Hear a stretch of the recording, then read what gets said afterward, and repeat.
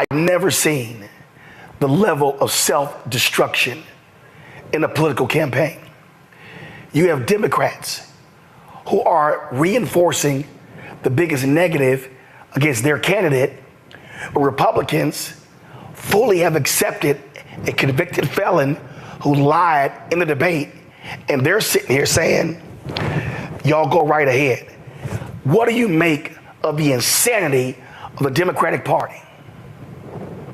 Unfortunately, Roland, I share your incredulity about the whole situation. But for me, this has very little to do with Joseph Biden and much more to do with the very reality that Vice President Kamala Harris might be close to inheriting or sitting in the seat of president than a lot of people wished. And what we're seeing is not the base of the party coming out and demanding that Biden step down, the voters who actually participated in the primary. We're not seeing the poor come out and that Biden step down. You're not seeing Black Americans, either men or women, demand that he step down. Latinos expanded their reach and an appreciation and commitment to voting for Biden. So I think at this point, we can look at who is making these demands. These tend to be very wealthy white men who are from very particular political camps, who have a lot to gain if there is a Trump presidency and all the chaos that will bring with it. So I'm just hoping. I saw Chris Matthews today did an interview, and he was talking about the fact that Joe Biden is kind of built for people to underestimate him. He's not necessarily part of the elite as we tend to think of. I mean, he's more elite as compared to my community, for sure.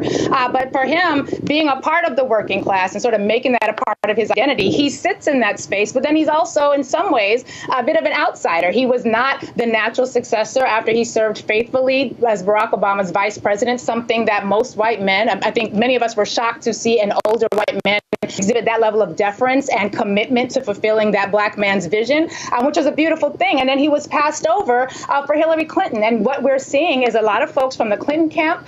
We're seeing a lot of folks who are making a lot of demands in the face of absolute facts. Like, how about the fact that the Republicans and the Heritage Foundation have all, since June, they've been saying since 2 days after the debate, if the Democrats tried to remove Biden off the ticket, got the lawsuits already. And whoever this mythical person would be who would replace Joe Biden, what's their ground game? Who are they? And how on earth are you going to be able to galvanize people around that person? Because I'm assuming if they're going to make this a thing, I do not see them pointing to Kamala Harris, Vice President Kamala Harris. And again, I think a lot of this has much more to do with the fact that a Black woman is this much closer to the presidency. And by this much closer, I mean in the debate, Joe Biden's humanity was on display. The morality of that man was on display. And yet his ability to be one of the most successful presidents as it pertains to legislation.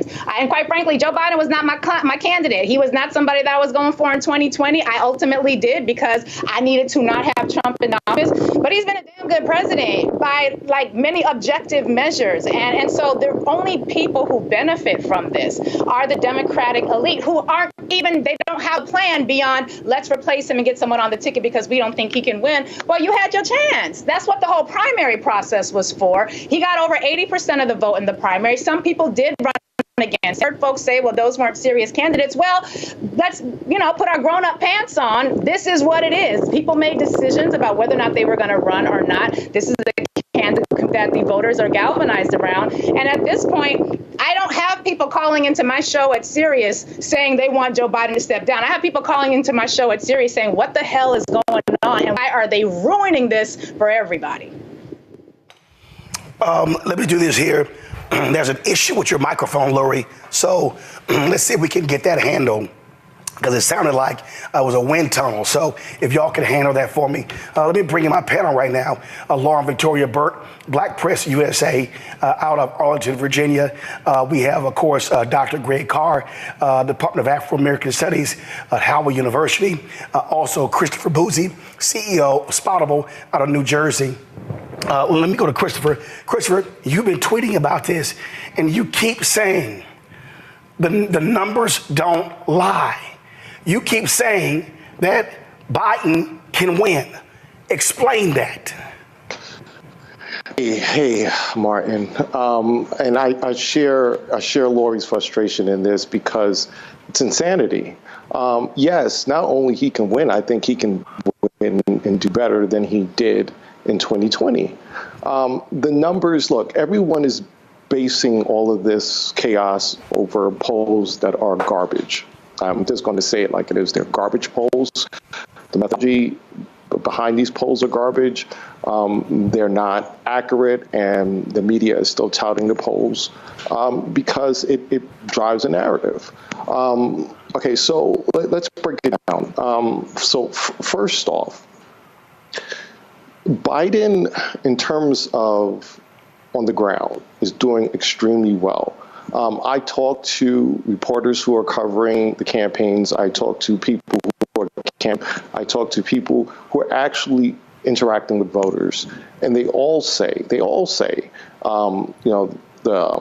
voters are energized. They can't wait to vote for Biden. The debate was not really an issue. Yes, people were a little concerned in terms of, him talking slowly, what was going on, but they were not saying, hey, he should step aside. They were not saying, hey, he should be replaced or anything like that. Now, these are voters on the ground. So the first thing for me when I look at if a candidate going down is, one, what kind of support are they getting in terms of their donors? When I mean donors, I'm talking about small grassroots donors. Two, when I'm looking at numbers, and I'm not talking about polls because I don't look at polls, I'm looking at social media. What are people saying on social media? Are people saying, once again, she should step aside, or, hey, I'm supporting him, I'm behind him? You got to parse through the bots, the trolls, the fake accounts, things like that, and get down to the actual people. And once again, the majority of folks are like, what is going on with the Democratic Party?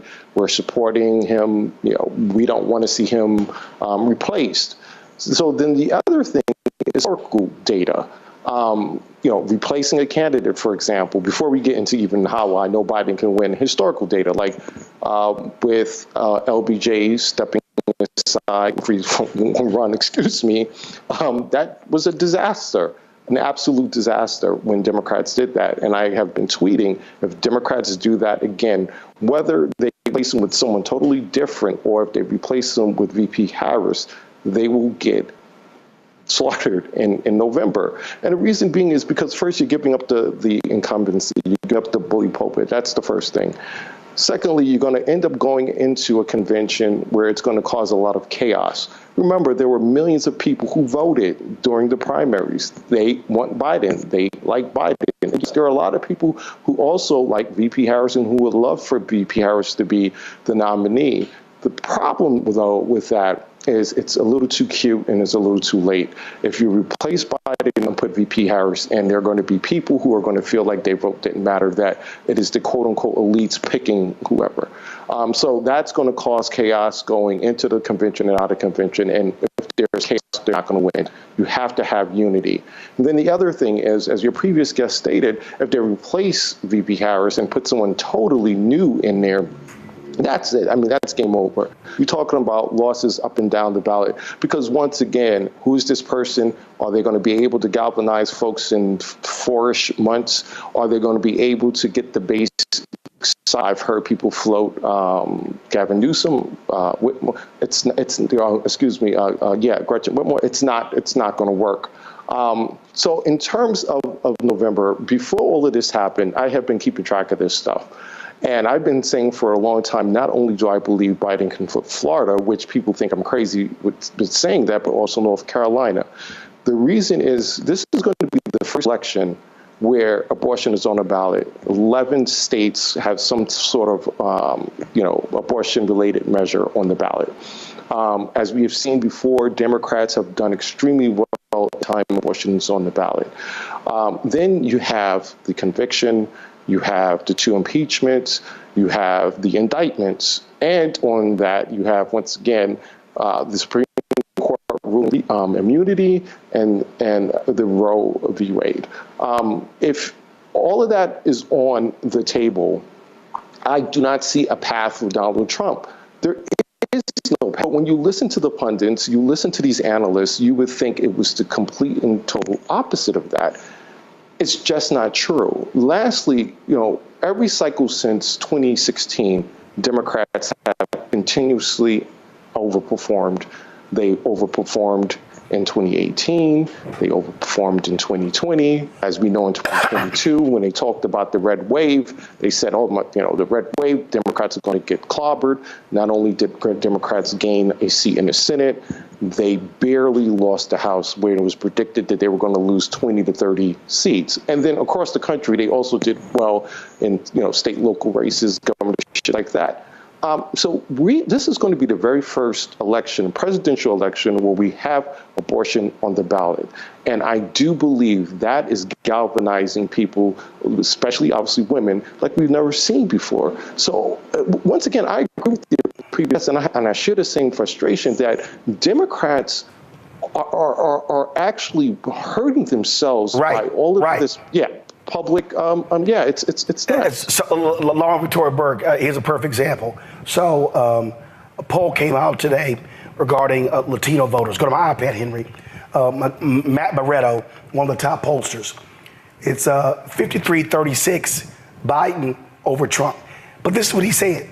He said that Biden can increase his advantage from plus 70 to plus 30 among Latinos if he do several things. Here's the thing that I keep saying, Lauren. It's July 11th. The election is not July 12th. So when I'm watching these folks who are saying, oh my God, there's no path to victory, you literally have 117 days to actually change the game. So I don't understand the logic of the donors and these analysts and podcasters and Axelrod and others when the Washington Post poll today shows it's tied. What the hell? It shows that it's tied. I think that what you're seeing is sort of a lack and a reluctance of certain quadrants within the Democratic Party to finally get off the stage. I think the Clinton crew is still sort of in there wanting to be something. 100 days is really not a long period of time, I think, in a political campaign. They have 39 days to the convention. And this is problematic to have prominent people in a political party effectively destroying their presumptive nominee for the presidency of the United States in public, by the way. Every night on CNN, and it's for some cases for some members of Congress showing up again and again and again on cable TV to say negative things about the presumptive nominee of your party.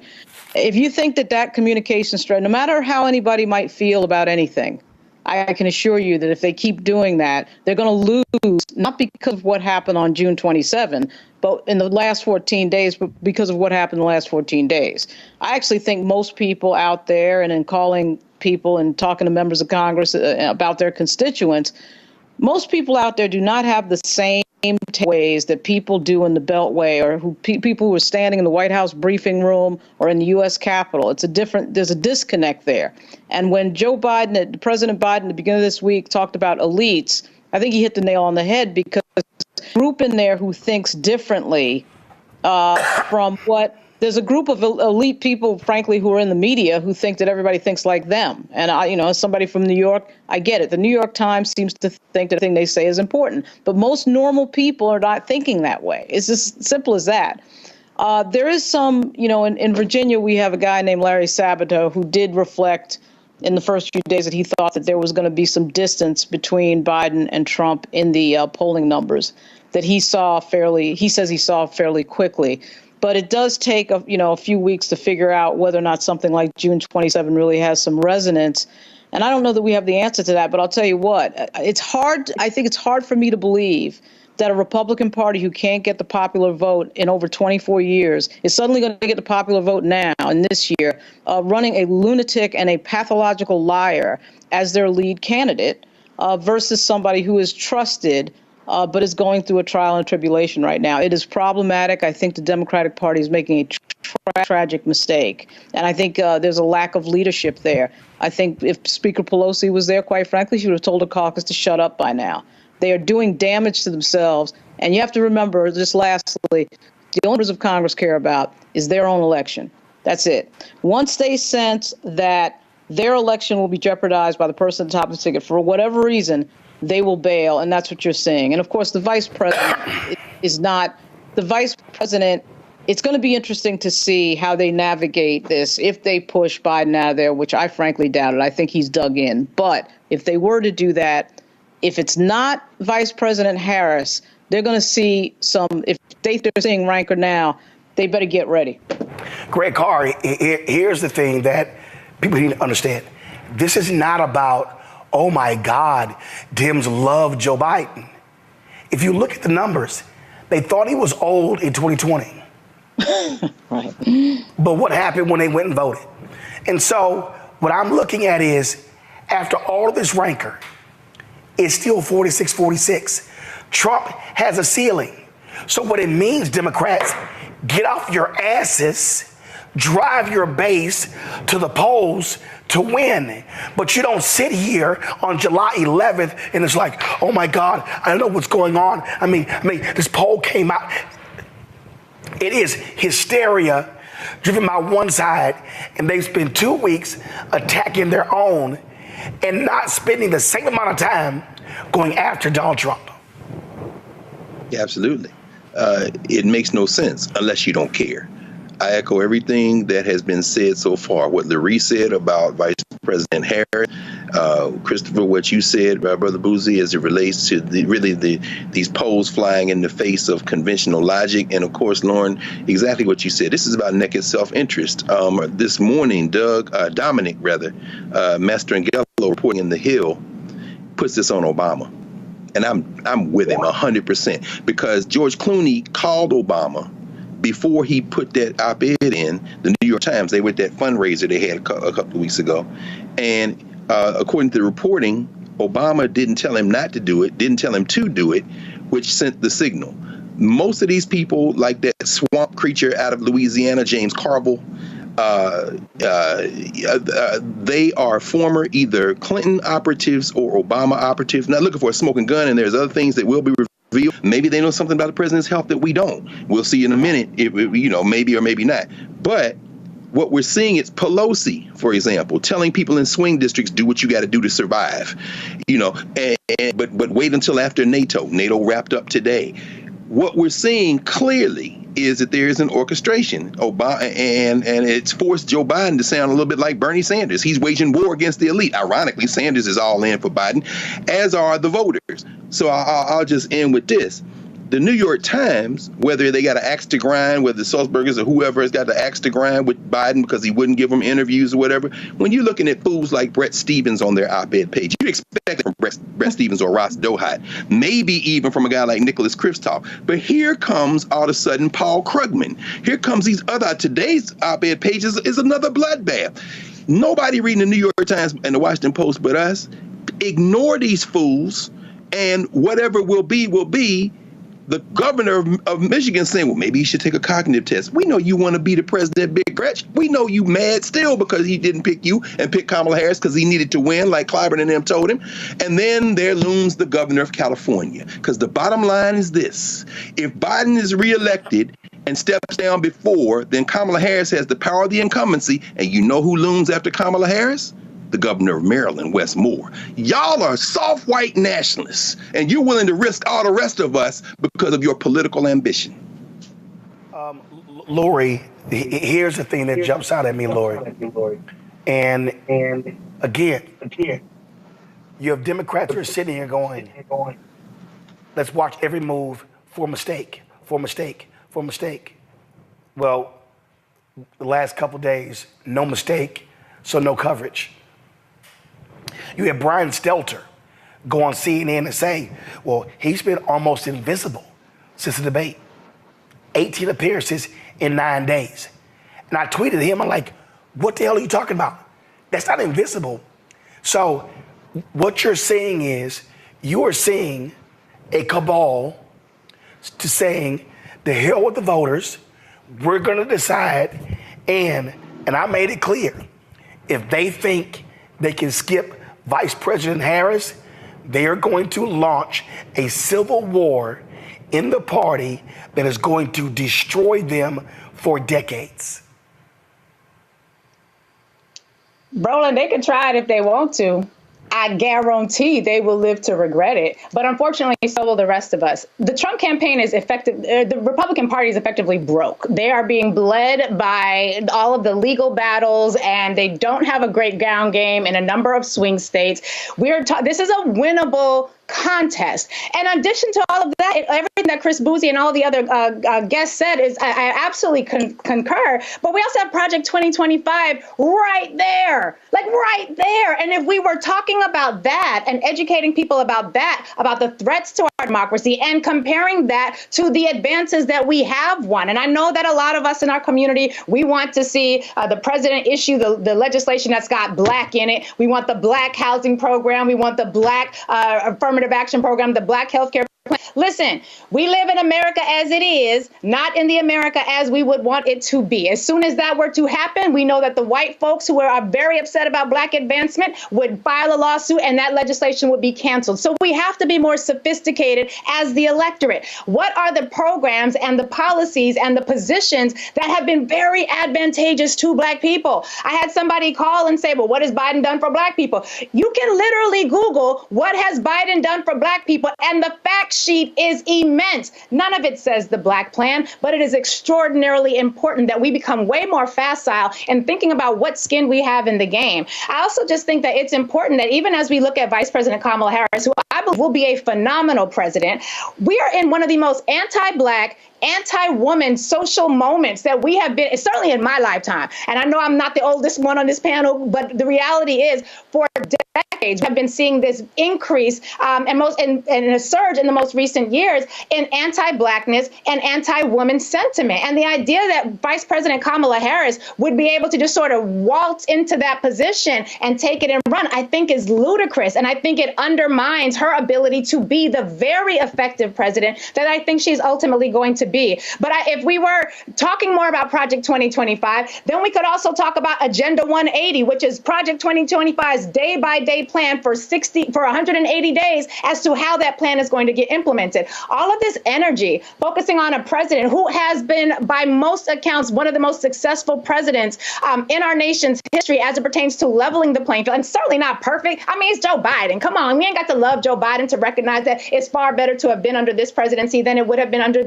his opponent. But to think that we have the most successful president that we don't had in generations, particularly for black people and black interests, and white money to leak and just come in and say we don't like him because he's too old. We knew he was old. He been old. We was telling y'all that when Obama picked him.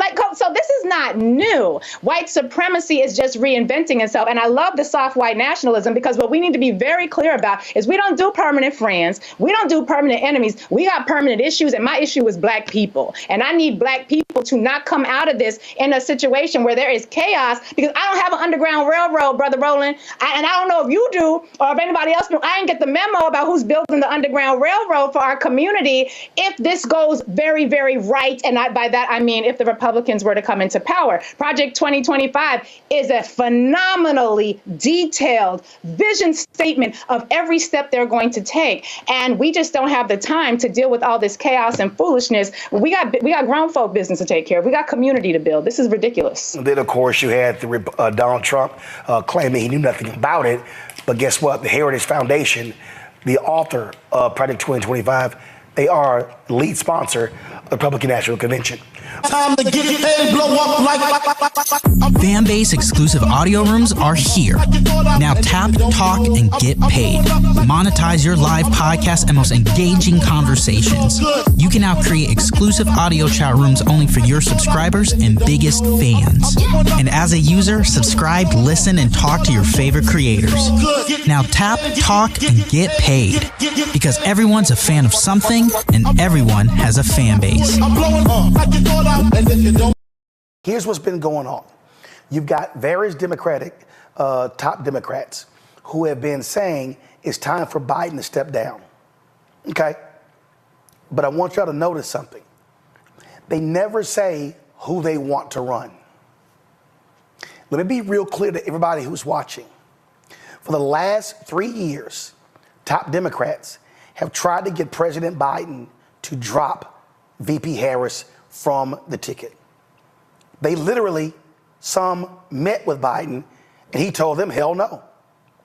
he wasn't going to do it. So what you need to understand, so this effort to get Biden to drop is not just about Biden. It's also about Harris. Okay, today, Adam Schiff, congressman from California, came out and said that it's time for Biden to drop out of the race. He, of course, is running for the United States Senate. You now got about 21 Democrat lawmakers who said that polling numbers show if they're not going to do well if Biden is at the top of the ticket. Here are all those particular names. Now, they're all basing this off of the performance in the debate on June 27th. But here's what's interesting. Democrats have spent more time in the last 20 days tearing Biden down than they have Trump. In fact, Republicans have been relatively quiet because the Democrats are doing all of their work. So let's go back to this particular poll that was taken. Go to my iPad. So this was released to Politico today.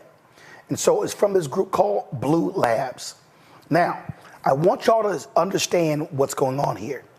In this particular poll they did, or assessment, you see here where they said they interviewed 15,000 voters across 7 battleground states between July 5th and July 12th.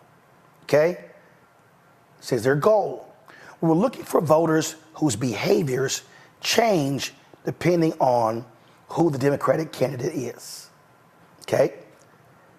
Now, these are their top line findings. Alternative Democratic candidates run ahead of President Biden by an average of 3 points across the battleground states. Nearly every Democrat performs better than the president. But here's the critical line. This includes Vice President Harris, who runs better than the president, but behind the average alternative. Let's go further. So when you look in here, they lay out that an average of almost 3% of Trump voters in a Trump-Biden matchup switch to voting Democrat if there's an alternative candidate leading the ticket. Okay, let's keep going. Young voters, independents, and those who haven't voted since at least 2020 are most likely to increase support for the Democrat with an alternative candidate. So here they go. These are their 4 candidates in alphabetical order. Senator Mark Kelly of Arizona, Governor Wes Moore of Maryland, Governor Josh Shapiro of Pennsylvania, Governor Gretchen Whitmer of Michigan. Now check this out. By nearly 2-to-1 margin, Democratic voters say the party should choose the best nominee no matter who if Biden doesn't run. I need y'all to understand why they're framing it this way. Because they don't want it to be Kamala Harris. Now watch this. Who should delegates nominate if Biden does not run? The best nominee, no matter who. According to Democrats, 56%. 33% say VP Harris. Look at the black number. 43% say best nominee, no matter who. 40% say Kamala Harris.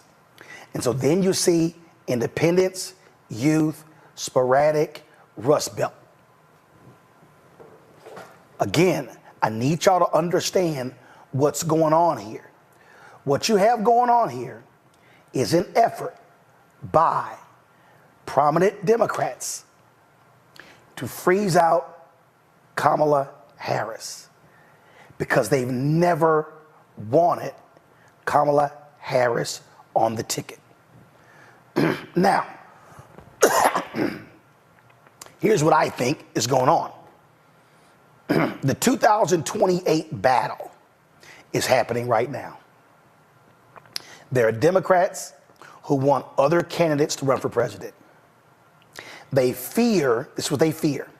They fear Biden winning and then in a year or two resigning and thus handing the presidency to Kamala Harris. If that's the case, she then runs as the incumbent in 2028, freezing out the other candidates. It's going to be hard for the Democratic Party to have candidates run against an incumbent president, the first female president. So these Democratic operatives, they don't want to wait to 2032. They need Kamala Harris out of the way so they can run their folks. Now, you might say, well, I'm not sure. Okay, so answer this. If Biden drops out, the only person who can access the more than $300 million they've raised is Kamala Harris, because the money was given to the Biden-Harris campaign. There are 1,000 staffers on the campaign in 100 field offices around the country. Because of campaign finance laws, you cannot transfer that infrastructure from one campaign to the next. The DNC doesn't control that infrastructure. The campaign does.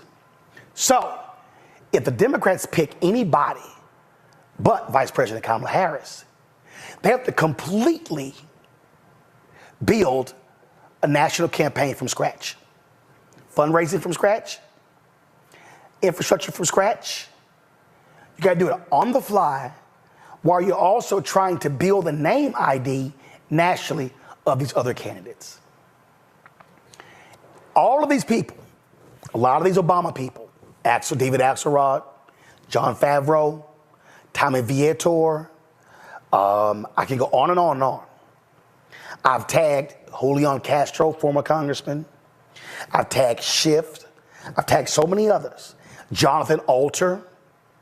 All of these people keep talking about, oh, this fresh Democratic face, this fresh young voice. We think anybody could beat Trump. But y'all notice, they never give a name. I'm trying to tell everybody out here what's going on. The play is they need to take Biden out to take Harris out. Oh, and by the way, Vice President Kamala Harris might be from California. Nancy Pelosi does not support Kamala Harris. If you thought Nancy Pelosi shanked Congresswoman Barbara Lee when she ran for the U.S. Senate by backing her boy Schiff, Nancy Pelosi does not support Kamala Harris at the top of the ticket. Do not be confused. Let's talk about this with my panel. Joining me today on the show, we have Robert Portillo, host, People, Passion, Politics, News and Talk, 1380 WAOK in Atlanta. Rebecca Carruthers, Vice President, Fair Election Center out of D.C. A. Scott Bolden, he is, of course, a political contributor. He's also, of course, worked with PACs with the National Bar Association, D.C. Democratic Party, chair, all that good stuff. He's a lawyer in D.C. Rebecca, I've been warning people for months, and it's happening before us. They want to take Biden out to take Harris out. Roland, I'm thinking about your book, White Fear. One thing that we need to have a kitchen table talk about is that the Democratic Party, Republican Party are tools in which the Black community can use to advance their interests in this country. It does not mean that the Republican Party or the Democratic Party are always or are in the best interests of Black communities in this country. So I just want to say that so we get, as we're framing this conversation, this is absolutely about taking out Kamala Harris. We could go back to the 2020 campaign and we could look at those who do not support Kamala. Many, even among some of my former colleagues, I had conversations, especially with white women who said, oh, there was something about Kamala they just didn't like. And I asked every single one of them, tell me specifically, what is it about Kamala Harris that you do not like? And none of them could identify it to me. And some of those white women no longer talk to me, but that's okay. My point in saying all this and about white fear is that what we're seeing, I think I mentioned this on the show a few weeks ago, there's a difference between winning and power. These people here want power. They don't always care about winning because you don't have to get the W in order to coalesce power. One thing that I will also note for the audience, we know that the 2024 Joe Biden is different than the 2020 Joe Biden. We all know that. However, the 2024 Joe Biden is the same as the 2023 Joe Biden. If any of these people actually were concerned and cared, then they would have talked about this a year ago, last summer, before we even started going into the primary cycle for the Democratic nomination. There are things that could have been done last summer if they were interested at all in preserving Biden's legacy, if they were genuinely and authentically concerned with whether or not he could serve, they would have hashed this out, had this conversation, done all these things a year ago behind closed doors. To see it now and say, oh, well, it's because he had a bad debate. Every single one of those people who are talking publicly, every single one of those elected officials have had very bad debates, very bad public events, because I've seen them, right? So we know it's not about the pretense in which they're telling us that this thing is about, but it's clearly about who's actually going to be running the White House. And we know Joe Biden in the second term. We know that it's going to be Kamala Harris with outsized influence, but we also know, according to the Constitution, if Biden is not able to serve, which a lot of people are trying to say, oh, he's not going to be able to serve in the next 4 years, it will absolutely be Kamala. And finally, I will say, I also remember the summer of 2020, I was a part of a large group of Black women where we told Biden, hey, if your VP better be a Black woman, here is the short list. You need to pick someone from this list. Unfortunately, he did. And so Black women are paying attention because we hear what's going on, we see what's going on, and we don't like it. Different polls have come out today, and I'm going to go over those a little bit later, talking about where Black people are. There's a poll that AP dropped that said 60+% of Democrats, people poll, want Biden to drop out, 65%. But the exact same poll says 57% of people want Donald Trump to drop out. But the Associated Press, Robert, focused on Biden and not Trump. And so then you got these people who are like, oh, look at this. 50% of African Americans say Biden should drop out. But 50% say he should stay in, which is the highest of any group. So the games being played here, Robert, are a trip. And I don't think you can use common sense that if Democrats have attacked Biden's greatest weakness for 20 consecutive days, common sense tells you you're going to see erosion in the polling numbers.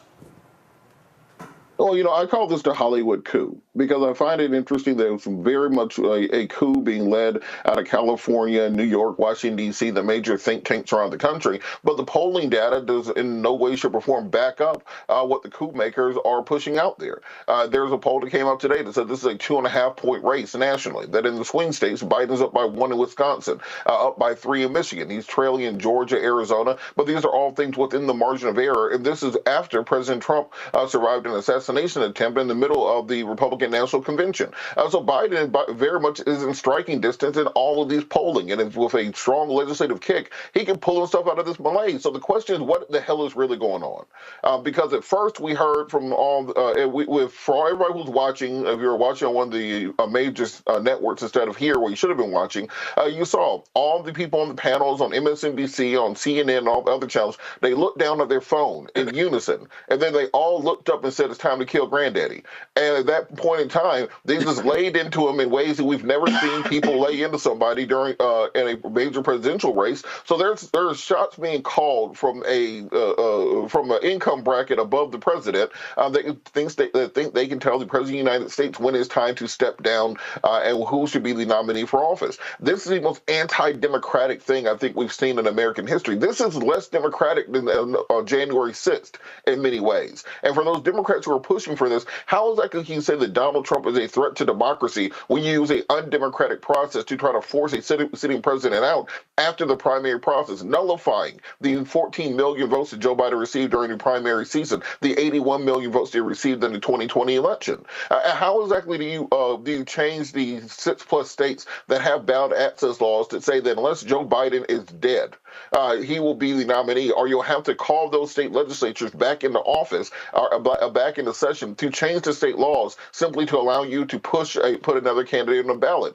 Besides the logistical points that you made about fundraising $500 million in 4 months, building nationwide name recognition, building an infrastructure and a field team on the fly, essentially, if Joe Biden steps down, is Democrats ceding this election in 2024, retreating to 2028, and hoping they can rebuild the party in 4 years under Trump. Now, I don't think anyone believes that is the best mechanism going forward when we're talking about a 2.5-point race.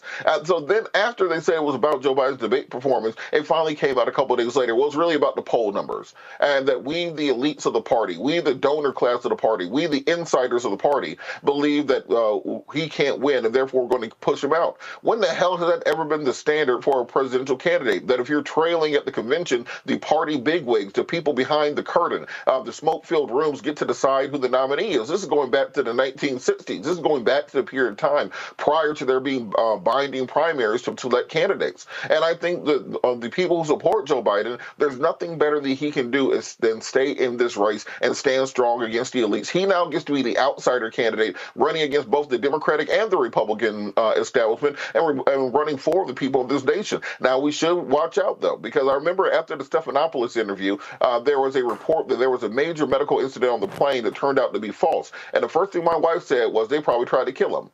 Earlier today, there was an article that came out that said Biden would only step down if there was a major medical issue. And then later on in the day, we find out that he's been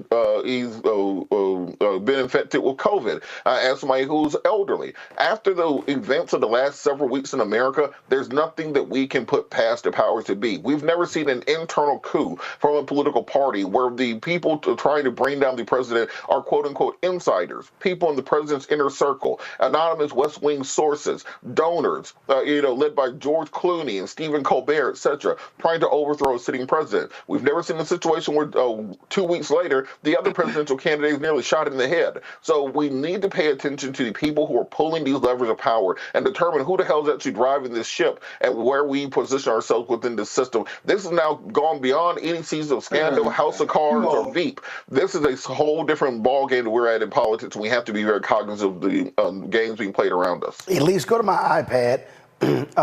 AP had their story.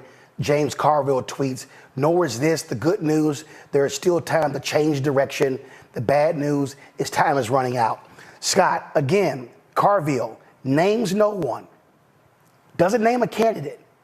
What these folks want to do is they want to move Biden aside, go to the convention, and then the party elites work their magic and they want to nominate a new presidential nominee and a new VP nominee, they absolutely want to sideline Vice President Kamala Harris.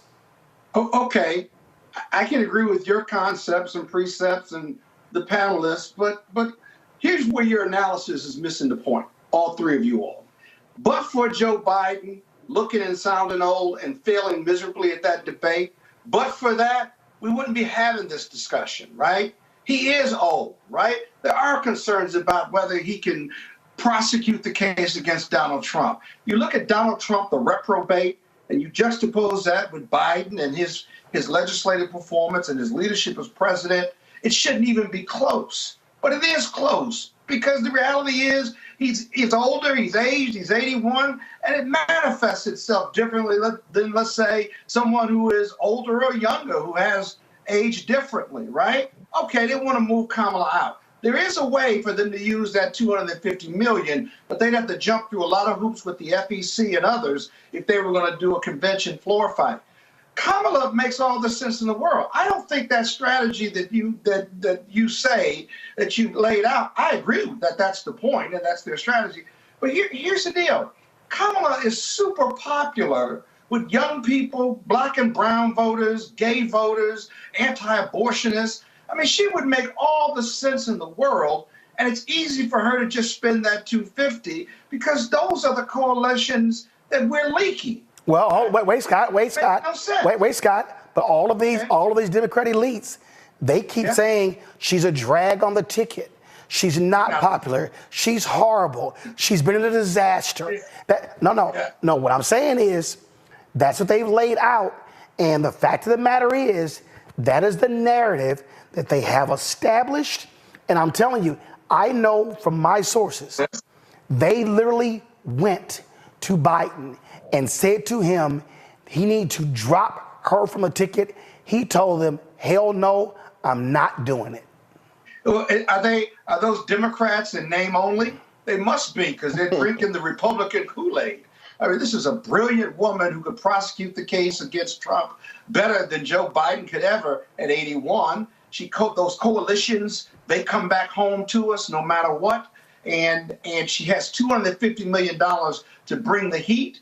And her debate, whether it's J.D. Vance or her debate against Trump, would be magnificent because she's prosecuted lots of different cases. In fact, I think she'd be a better candidate than Biden right now, and it'd be easier to do.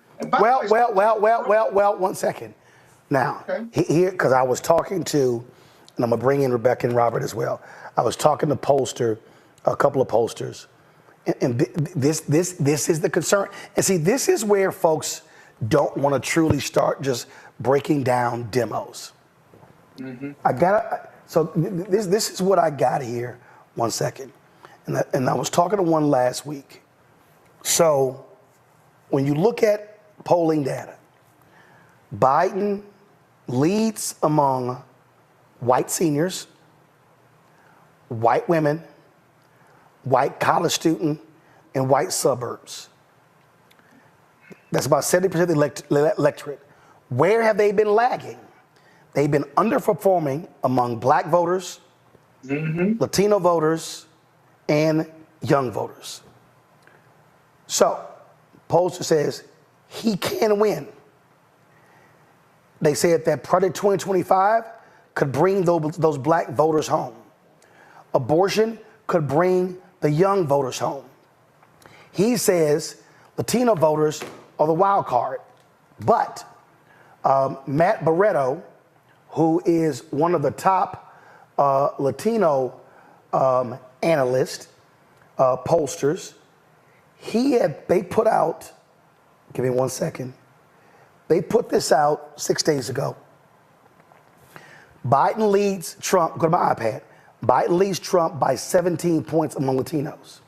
Matt says Biden can increase his advantage from plus 17 to plus 30 among Latinos if he hits Trump hard and the contrasts on several different issues that he lays out right here. So, the point here is while all of these other people are going crazy, I saw they were like, oh my God, poll comes out, Trump is leading Biden by 3 in Virginia. They were just going nuts. New poll today drops, shows Biden up 5 to 7 in Virginia. So it's like they're going crazy. And what they keep saying is, well, this percentage of people, they want a new candidate. They wanted a new candidate in a primary in 2020. They eventually chose Biden. They wanted a new candidate in the general in 2020. But when it came down to Biden Trump, they chose Biden. Yeah.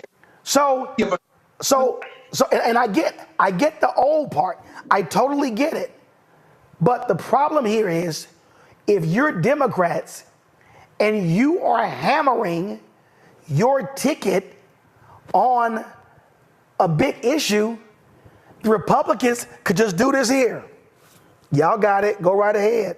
Right. But Roland, let me just say real quick before you go to the other panelists is this. And that is this. What's misleading about those polls is how the question is posed. Do you think he should drop out because of his age? 70% say yes. But now if you ask them the same thing, if Biden's on the ticket and he's the nominee and you're going to vote for him, then he's even ahead by 2 points in most polls or behind by 2 points in most polls. So the fact that they think he shouldn't be in the race doesn't really tell you a whole lot, does it? Dude, that's what I've been saying. It doesn't tell you anything. And roll on that same point. So hold on. So right here. So like here's a tweet right here. There have been 6 polls conducted or partially conducted after the assassination attempt on Trump. 4 of them swing towards Biden.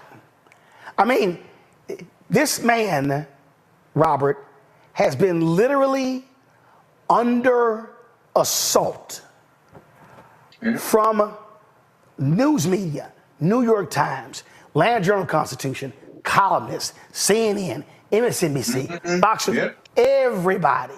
They are critiquing. He kills it at the NAACP, and it's like, oh my God, look at this. He garbled a couple of words. Like, it's as opposed to this was this whole speech he gave. And I'm like, he has withstood the most vicious attack I have ever witnessed on a party's nominee, and he's still in striking distance. What the hell are these people doing? Look, Roland, beware the Ides of March. The Caesar told us exactly about this. The long knives are out, and these are people who are looking out for their own political future as opposed to the future of the nation. And if they truly believe what they've been telling us, that Donald Trump is a threat to democracy, that he's trying to bring about a neo-fascist revolution, that he is going to align America with Viktor Orban, with Lukashenko, with Giorgia Meloni, with the Erdogans of the world, and this far right-wing populist version of what we're seeing in Argentina today, then I think that they should be saying to themselves, well, what is that that gives us the best chance of winning? Like I said, this is a 2.5 point race. And what people forget is Joe Biden has the power of incumbency, and he needs to wield that thing like the damn Infinity Gauntlet at this point in time. The Supreme Court just said you can do whatever the hell you feel like as president. I'm going to test that to the umpteenth extent. Biden people, come here. Bring the camera on me, Biden people. Look, what you do is Monday morning, Biden has a 10 a.m. press conference. He has an executive order on gun violence, saying that in the wake of what happened to President Trump and the rash of gun violence that's happening nationwide, including school shootings and name off the statistics, I am hereby, by executive order, banning the manufacture of assault weapons in the United States, and then dare Republicans and dare the Supreme Court to overturn that. Tuesday morning, press conference. By the powers vested in me by the United States Constitution in Section 2, I am having an executive order on women's reproductive right. We will walk women into the reproductive health clinic with the National Guard like they did Ruby Bridges if you try to interfere with the exercise of their constitutional rights, and then dare them to take you to court. Wednesday, press conference, 10 a.m., executive order. I'm hereby dealing with the southern border by executive order, and until Congress does something about it, this will be the law of the land. If you want this to continue, then you keep me in office. And you do this every day, and you keep doing it, and you flood the zone like football. If somebody's sitting back in a cover 2 zone, you send slants across the middle until they bring those safeties up, and then you go deep on them. And that's what President Biden has the power to do, to put so many executive orders out there that the Republicans can't afford to fight all of them in court. They can't afford to try to drown him out. And then you change the national conversation to about what you're doing. You build the kinetic energy of re-election, and you end up winning. If you can be at 2.5 points at the lowest level of your campaign,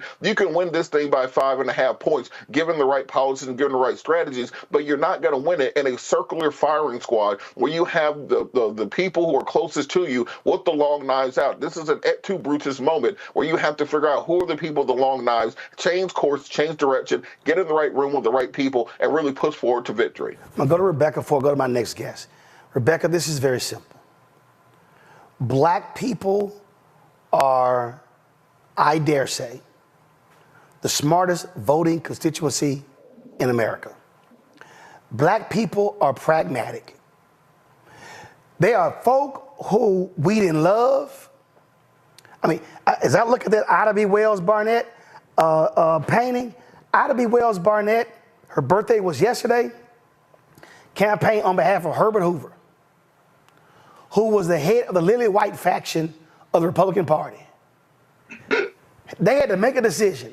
Do I support this Klan-loving Democrat, or do I support this white racist Republican? Black people have made conscious voting decisions for a very long time.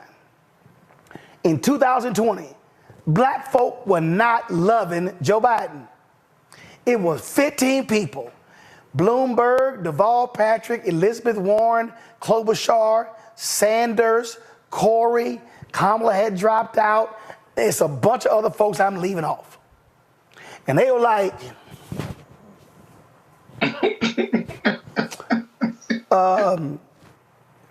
Joe can beat him. That's what happened. They were not loving Joe. People not walking around going, oh my God, I just love me some Joe Biden. They're sitting there going, black people are going, his ass evil. Who can beat his evil ass? Okay? Joe can get them old white people. Joe can get them white women. Joe can get them white suburbs. He ain't gonna talk to them white folks in Scranton. You know what? We're gonna go with that old white dude. Am I missing something here, Rebecca? So I heard Scott earlier say, oh, well, these must be Democrats in name only. No, this is politics. Politics is nasty work. This same thing happened to Bernie Sanders versus Hillary in 2016. Let's not forget. Instead, we're seeing this instead of happening during the nomination process. We're seeing the actual sitting president being stabbed in the back, people attempting to change rules and to block people out, especially when we see Hakeem Jeffries and Chuck Schumer today saying, oh, well, we should delay the roll call. Hello, Ohio. We can't not rely on Ohio or the Ohio courts to then rule that it's okay for Democrats to do that. Because remember, August 7th is the deadline in which whoever the nominee is who will be on the ballot in Ohio has to be submitted to Ohio. We can't then expect the state courts there to say, okay, Democrats, if you file a lawsuit saying, hey, give us an extra opportunity to actually fill in that line on the ballot line, that will allow you. Newsflash, that Ohio court, in the makeup of that Ohio court, it's not going to allow for that to happen. They're going to see this as, hey, this is easy work. This is an easy win. We're guaranteeing that Biden is not successful in Ohio. And as an aside, most people don't think Biden's going to win Ohio anyway. However, Democrats shouldn't be making it so easy to lose. Even if they think that Joe Biden is going to be a loser in November, why would you make it this easy? Why would you literally expose your candidate and also expose your entire ballot to this mess? It just doesn't make sense unless this is about power. It's not actually about winning. So I hear you, Scott, when you're saying, well, you don't think that these machinations are really the machinations, or in our analysis might be off. This isn't really what these people are thinking. But I need to understand, what is the counter rational argument to explain exactly what they're doing? Because we know this isn't just about a bad debate performance. They took the opportunity of the bad debate performance to say, okay, let's push Biden out. It doesn't matter what Biden did, because we know Biden does a lot of gaffes. He's not a great campaigner. Duh, we've known that since the 80s, right? But we know that he does a relatively good job in governing, whether he's the vice president or the president. Time to get paid, blow up like Fanbase exclusive audio rooms are here. Now tap, talk, and get paid. Monetize your live podcast and most engaging conversations. You can now create exclusive audio chat rooms only for your subscribers and biggest fans. And as a user, subscribe, listen, and talk to your favorite creators. Now tap, talk, and get paid. Because everyone's a fan of something, and everyone has a fan base. I'm blowing up like you thought and if you don't know. During an MSNBC interview, former Speaker of the House Nancy Pelosi refused to fully commit to supporting President Biden remaining in the 2024 race. The California Congresswoman says it's Biden's decision to run. Over the past 24 hours behind the scenes, there's been a lot of depression among Democrats. The phone lines burning up, concerned about his candidacy and whether or not he can win. And some even out loud are shaky at best about President Biden, whether or not he should step out of the race. The headlines, the polling, it all feels very dark. How do you think the president is doing in light of his poor debate performance? Can he do more? And what do you say to Democrats in Congress and even members of the Senate who are beginning to waver in their support? Good morning, Mika. That's one version of the story. What I do want to say is that yesterday I was honored to be present at the president's speech at NATO. He was absolutely spectacular. He was received over and over again with ovations for what he had to say and the force with which he said it. And then he gave the Presidential Medal of Freedom to Jens Stoltenberg, the Secretary General of NATO. I felt very honored by that because, as one who has received it, Jens getting it brought luster to that honor. So it was a beautifully received, energetic presentation by the president. Politics is politics. People have their interest in terms of their own region and the rest. And so we are the Democratic Party, a party that is, shall we say, not lockstep. But this president has been a great president. And I can tell you firsthand, as a person who orchestrated many of the pieces of legislation that the president takes great pride in, and he should, because he was there at the table, chapter and verse, very conversant, with a vision, a purpose, with the knowledge of the issues, with values underlining it all, and again, always asking the question, what does this mean to working families in our country? So any thought that he wasn't able to deliver on all of those is, I can just say, just didn't happen. So, Madam Speaker, you just went through the president's record, but let me ask you about the current moment. Does he have your support to be the head of the Democratic ticket? As long as the president it's up to the president to decide if he is going to run. We're all encouraging him to make that decision because time is running short. I think overwhelming support of the caucus. It's not for me to say. I'm not the head of the caucus anymore. But he's beloved. He is respected, and people want him to make that decision, not me. He has said he has made the decision. He has said firmly this week he is going to run. Do you want him to run? I want him to do whatever he decides to do. And that's the way it is. Whatever he decides, we go with. I think it's really important, and I would hope everyone would join in, to let him deal with this NATO conference. This is a very big deal. Over 30 heads of state are here. He is the host of it, and that means not just hosting, it means orchestrating the discussion and setting the agenda, and he's doing so magnificently. And I've said to everyone, let's just hold off. Whatever you're thinking, either tell somebody privately, but you don't have to put that out on the table until we see how we go this week. But I'm very proud of the president. Now, Joy, I have a couple questions here. One, why isn't that Hakeem Jeffries doing that sit-down interview? Well, you're Speaker Emerita, or whatever it is that Nancy Pelosi decided to call herself. That means you're passing the baton to the next generation. Not that you are still there in the front and in the limelight. It's very much almost an overseer role, that I will allow this younger black man to take over the leadership of the House, but I'll still be there over his shoulder, making sure that things go a certain way. Why do you think that for the first time we have a black man as the leader of House Democrats, but we still have someone else speaking on behalf of House Democrats?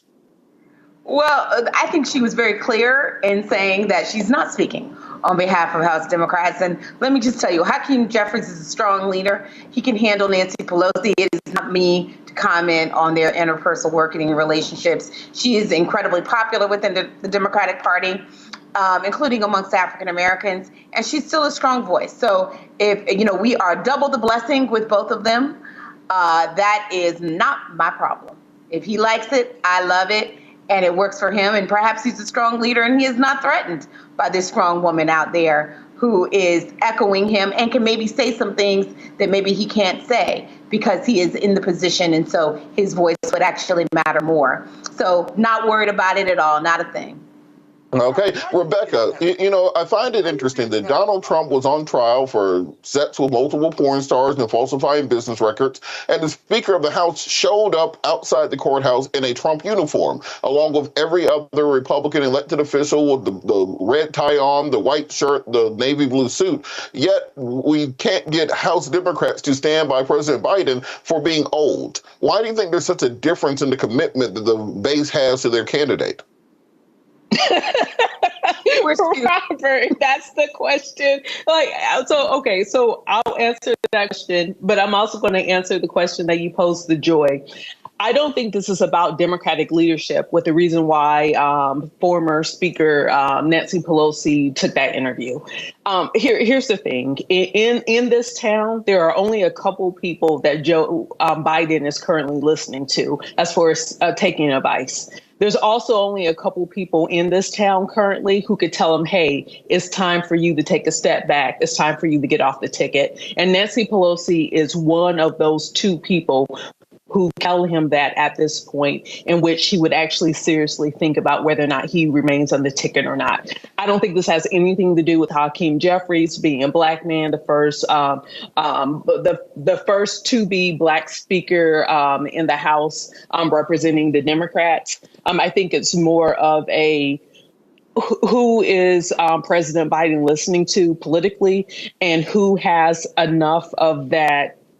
I can't think of the word right now, and who is credible enough to actually pull his coattail if that's what's needed in this moment. But to your question of why did Republican leadership show up outside of the court hearing, outside of the three-ring circus that is Trump, that's apples and oranges. That's not even a fair comparison here, because we are in bizarro world right now. The fact is not just the fact that it is it's a person who has been convicted of a felony that's seeking office, because I believe in second chances. I believe in reenfranchisement back into society, but it's specifically that someone who has committed and who has gone on record of committing over 30-something felonies that he's been convicted of in the last few years, and now is seeking to become president again. I think that's the issue, is that he, in real time is still apt to commit additional felonies in getting power back.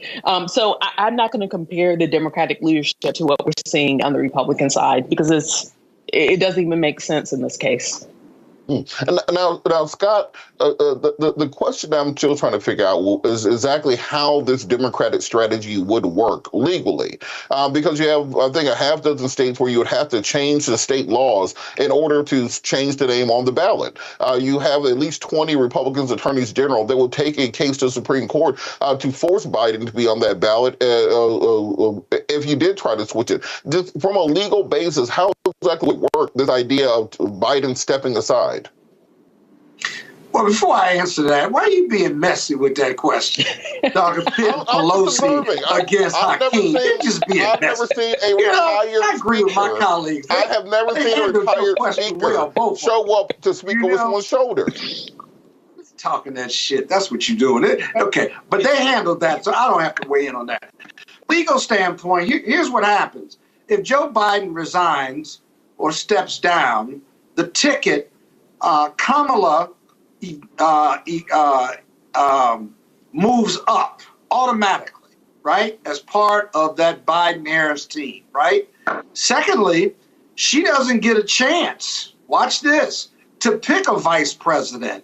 I think it's the Senate or the House, one of those would have, she could name somebody. They couldn't be on the ballot because it's too long. If she wins, then it would go to the delegates, basically, or the super delegates.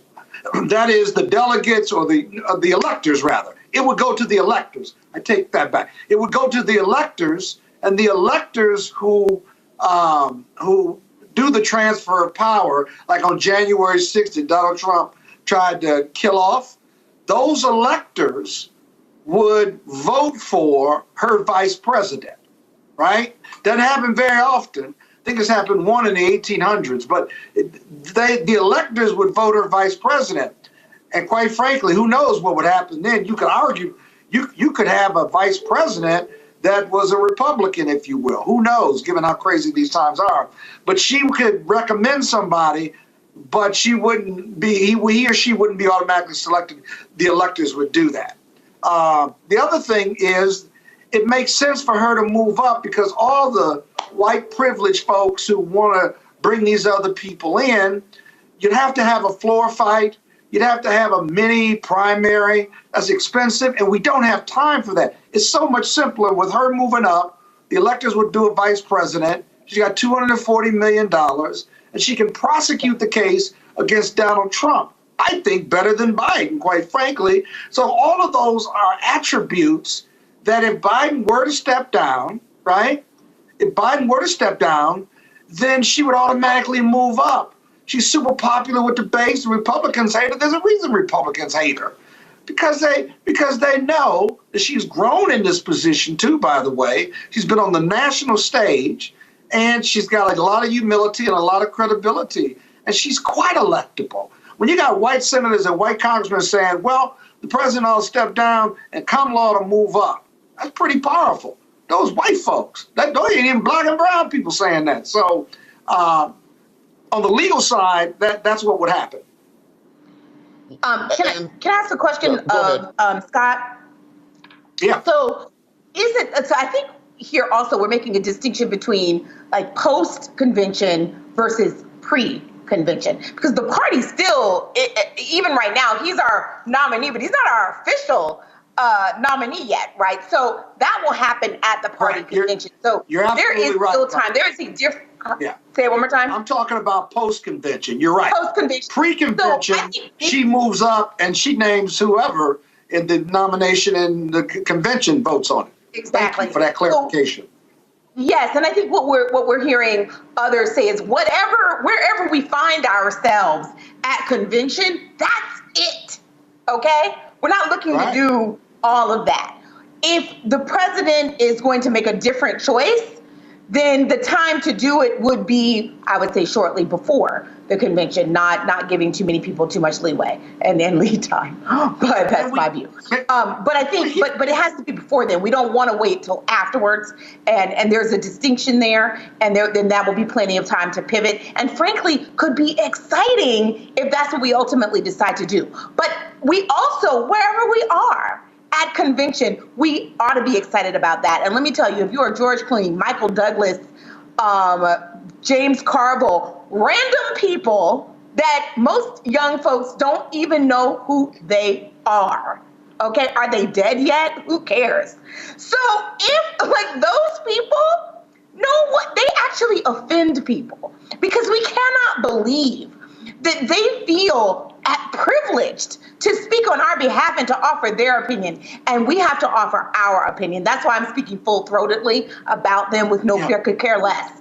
The reason they're talking on through back channels, the reason they're talking through op-eds is that they are not in inner circles anymore making decisions. We made a choice to move those people out. Goodbye. We are making different decisions with different folks, and they are trying to assert themselves.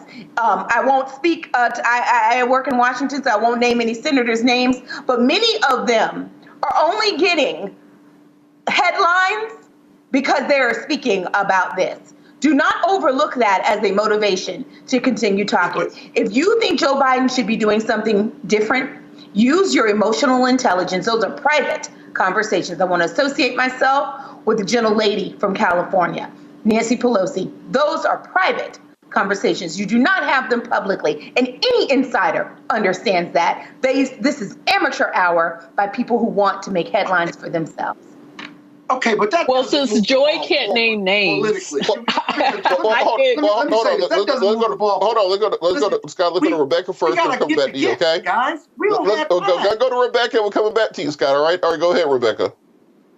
So, I mean, look, Joy is not naming names, but I will say when I see a senator like a John Tess of Montana, who's already in a very competitive race and is trying to figure out how does he keep this as a Montana race and where he's not being thrown into, he has to defend the National Democratic Party, then of course he's going to pipe up and he's going to say something because it is in his best political interest to draw daylight between himself and what's happening in Washington, D.C. That is the only way he survives this election and gets reelected coming out of Montana, because it is one of those Senate seats that the Democratic Party needs if they're trying to hold on to the Senate in the next Congress. The other thing is, Joy is right. A lot of people don't know who the heck James Carville is. I wish he would go somewhere and quit talking, but I don't get all of my wishes. And then even with like a George Clooney, most young people, if they do know him, it's probably because of his tequila. I heard he has a good tequila. But that said, the Democratic Party actually has a memo that James Zogby circulated almost 2 weeks ago, actually about a week and a half ago, and they ended up getting published in the New York Times. So there is a formal plan if this thing was to happen between now and at the convention. Yeah, but Rebecca, I agree with my colleagues. Look, Rebecca, I find it really interesting also the fact that you have these kind of kingmakers in the Democratic Party that can just decide who is and who isn't the president. But how exactly do you run on a campaign that Donald Trump is a threat to democracy? Then you use an undemocratic process to force out the Democratic nominee that won the primary process. I think it's going to be a hard circle to make for the election. Scott, I know you wanted to chime back in, so I wanted to start with a question for you. You can answer at your leisure. But for the Democratic establishment, how is it easier to go through the entire process you just laid out for replacing the candidate versus just circling the wagon around Biden and figuring out a way to win? Well, it's easier. Oh, were you talking to me? Yeah. Well, you know what, Scott? I'm going to pull a quick Scott. If there was actually kingmakers, then Hillary Clinton would have been president. True. Go ahead, and Scott. wouldn't that have been better? Hey, I'm the oldest one on the panel. I forgot what I wanted to say. See, you ain't got to be 80 to forget what you got to say. I'm telling y'all right now. I'll be in court and be running out, and my sentences run on until I can figure out what's next in the damn argument. Let me just say this, though. You're right. It would be easier. The problem with coalescing around Biden is he scares the hell out of you. Because he's old. He looks old. He sounds old. He walks like he's old. And he's not who he was 8 years ago. He's a great leader. But is he the one to prosecute the case against Trump? We're losing to a convicted felon. It shouldn't even be close, right? And so on one hand, the Democrats say it's easy to just get behind Biden, right? But what happens to us coalescing around Biden when he does the press conference and can't get through it the right way, just basically? Or he does another debate with Trump, and Trump says again, I don't know what he said, and I don't think he knows what he said. Ouch. And that's why we're wringing our hands with what to do. We don't have good choices, and we don't have any leverage to force him out. Rebecca? Part of it is us. We are sorry, stupid. Joy, go ahead. Part of it is us. We are stupid. Donald Trump, we are stupid as Democrats. Donald Trump literally during the debate said the Democrats attempt to abort babies after birth. Right. And we just he's a sociopathic liar. Guys, but why is he beating us then? Why is he beating us? See, that all sounds good and is right, but he's beating us. But part of the reason is he? That we are not loyal and we don't know how to stay the course and we freak out instead of focusing. Don't freak out, focus. Whatever decision, I love having this conversation. It's a lot of fun. Nobody's calling any of the four of us on this call. I wish they were. Maybe Scott, he makes a lot more money. So, perhaps he is. But here's the thing. For the rest of us, we don't need to worry so much about what's going to happen. We just need to be ready to pivot and to focus on the issues and to focus on making the case that Donald Trump is not the answer for the nation. Not only is not the answer, he is a detriment to the nation and the world. That is our focus. And what I love is Black people get that. They get that. They're like, I understand the assignment. It's not about Biden, Kamala, whatever. In this case, it's about Democrat, D. It's about D, because that is what is required to save the nation, and we're going to rise to the occasion. So wherever we find ourselves, and we need white America to be similarly focused. These conversations are being had predominantly by rich, wealthy, progressives, white people, okay, who have very few stakes. The people who look like us have, even those who are well-heeled, like all of us, especially Scott, have much at stake. And we get it. And we get it. So we need... Why you messing with my money? Okay. Why you messing with my money? I got a little bit. I got a little bit. I'm trying to have a little bit of that money. Look, Rebecca, on this point, what I'm trying to figure it out with the Biden to go people is this about health or is this about poll numbers? Because it seems like it started out saying, oh, Biden is so sick and so old he can't run. And then it turned into, look, he's losing. We got to get rid of him to get him a chance. Is the health concerns just a raison d'etre to get rid of Biden? Or are they really simply saying, we think he's going to lose, maybe we can switch him out and still save the House and Senate? Yeah. You know what? That's a complicated question, but I'll answer it the best way that I can. To be clear, I think folks need to focus on whether or not someone can perform, because it's not just the issue of age, right? Making sure that we're not venturing into ageism, but it's also cognitive function, cognitive decline.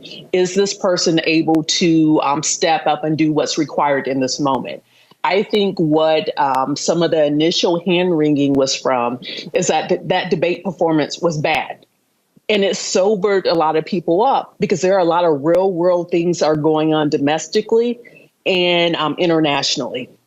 We need a president that is fully on, that is very hands-on over the next 4 years. And so I do think there's some concern. Now, there were some folks up to this point who, when Biden mentioned 4 years ago that he was only going to run for one term, that actually got some people, remember it was the coordinated day when everyone dropped out at the same time during the primary. So after South Carolina, Biden really didn't have a true primary after that because there was a coordinated effort. And he also floated around the idea that he wasn't going to run for a second term. And so to all those folks who are saying, hey, well, we knew Biden was old 4 years ago, well, you knew if he got elected and then reelected, he was going to be even older, right? So I get some of those arguments that people are making, but I think to the general public, I think there is an underlining, people are dissatisfied with our two-party system because we're not, as Americans, we're not really getting what we need in order to move the country forward in a positive way, in a way that makes sense. We're actually getting policy done because largely, Washington is broken the way it's currently working. I will say, if for those of you who might read, some of this nation's founders, I believe it's Federalist Paper number 10, where it says, beware of factions, i.e. beware of political parties, because it's not good for democracy in America. And so even looking at this nomination process, the Constitution spells out how to go about selecting a president in this country. And what's unfortunate is that we have outsourced that to political parties. And I think that is to the detriment of democracy in America. It should not be the Democrat nominating process. It should not be the Republican nominating process. But I think for this country to move forward in a positive way that's pro-democracy, we're going to have to figure out how to get out of this diametrically opposed two-party system, because I don't think ultimately that is in the long-term benefit for America. And Joy, on that point, Rebecca earlier mentioned Reagan had early stages of Alzheimer's. Ron Reagan has confirmed that his second term. James Baker attempted to invoke the 25th Amendment in 1987, I believe. President Kennedy, he was riddled with back pain, was on so many prescription medications, often he couldn't get out of bed, had Addison's disease, had polio, etc. FDR, of course, famously had polio, died in office, was in a wheelchair the entire time. Woodrow Wilson, after the negotiations over the Treaty of Versailles with Clemenceau and Mountbatten, he had a stroke and was effectively bedbound and in a coma the last 2 years of his presidency. And we seem to have been fine as a nation, despite those things taking place. Should Democrats just de-emphasize the particular president and say you're voting for an administration, you're voting for a team, Absolutely. You're voting for a Department of Justice, you're voting for Supreme Court justices, you're voting the federal court. It doesn't matter who's at the top, you're voting for an entire legislative agenda. I keep trying to tell y'all this. It's about the party. It's the whole apparatus. And let's be clear. I mean, I understand what you're trying to say and doing historical analysis. There's a very difference between having a cognitive decline, right, and having a physical decline. Physical, I'm not worried about that. I don't think any of us should be worried about that. Matter of fact, I think we should embrace. Governor of Texas has a physical disability, is partially paralyzed, and he can do plenty of evil. So, he's very, very, very able to do that. So we should not engage in any ableism. But of course, having a cognitive decline is different. I am not aware of any medical reports that Biden is undergoing a cognitive decline. You could say, well, I don't believe it. I can see my eyes, whatever. I mean, I'm not a doctor. I'm not an armchair doctor. I don't play one on TV. And so, for me, I'm happy to wait if he feels like there needs to be some medical evidence of that. I think that they have been some forthcoming with reports from his doctor. Maybe we need to hear more. But we're making so many assumptions. And it's also very unfair because when he was at the State of the Union, everyone was singing his praises. He was fantastic last night at NATO. So he definitely had a bad debate performance, and it is clearly one that he is self-admitted he's just not good at it, never has been, and is getting worse. Who cares? I actually don't think he should debate Trump. It's not a good, when you're in a position, you're the president of the United States, you have the big plane. You do what works for you. If it doesn't work for you, you don't do it. And we're in an era where the expectations have gone. We don't have to put on pretenses. Donald Trump puts on no pretenses. The man is a convicted felon. The rule book is thrown out. I would take Joe Biden in his cognitive state, whatever it is, over Donald Trump 7 days a week, twice on Sunday. Time to get paid, blow up like. Fanbase exclusive audio rooms are here. Now tap, talk, and get paid.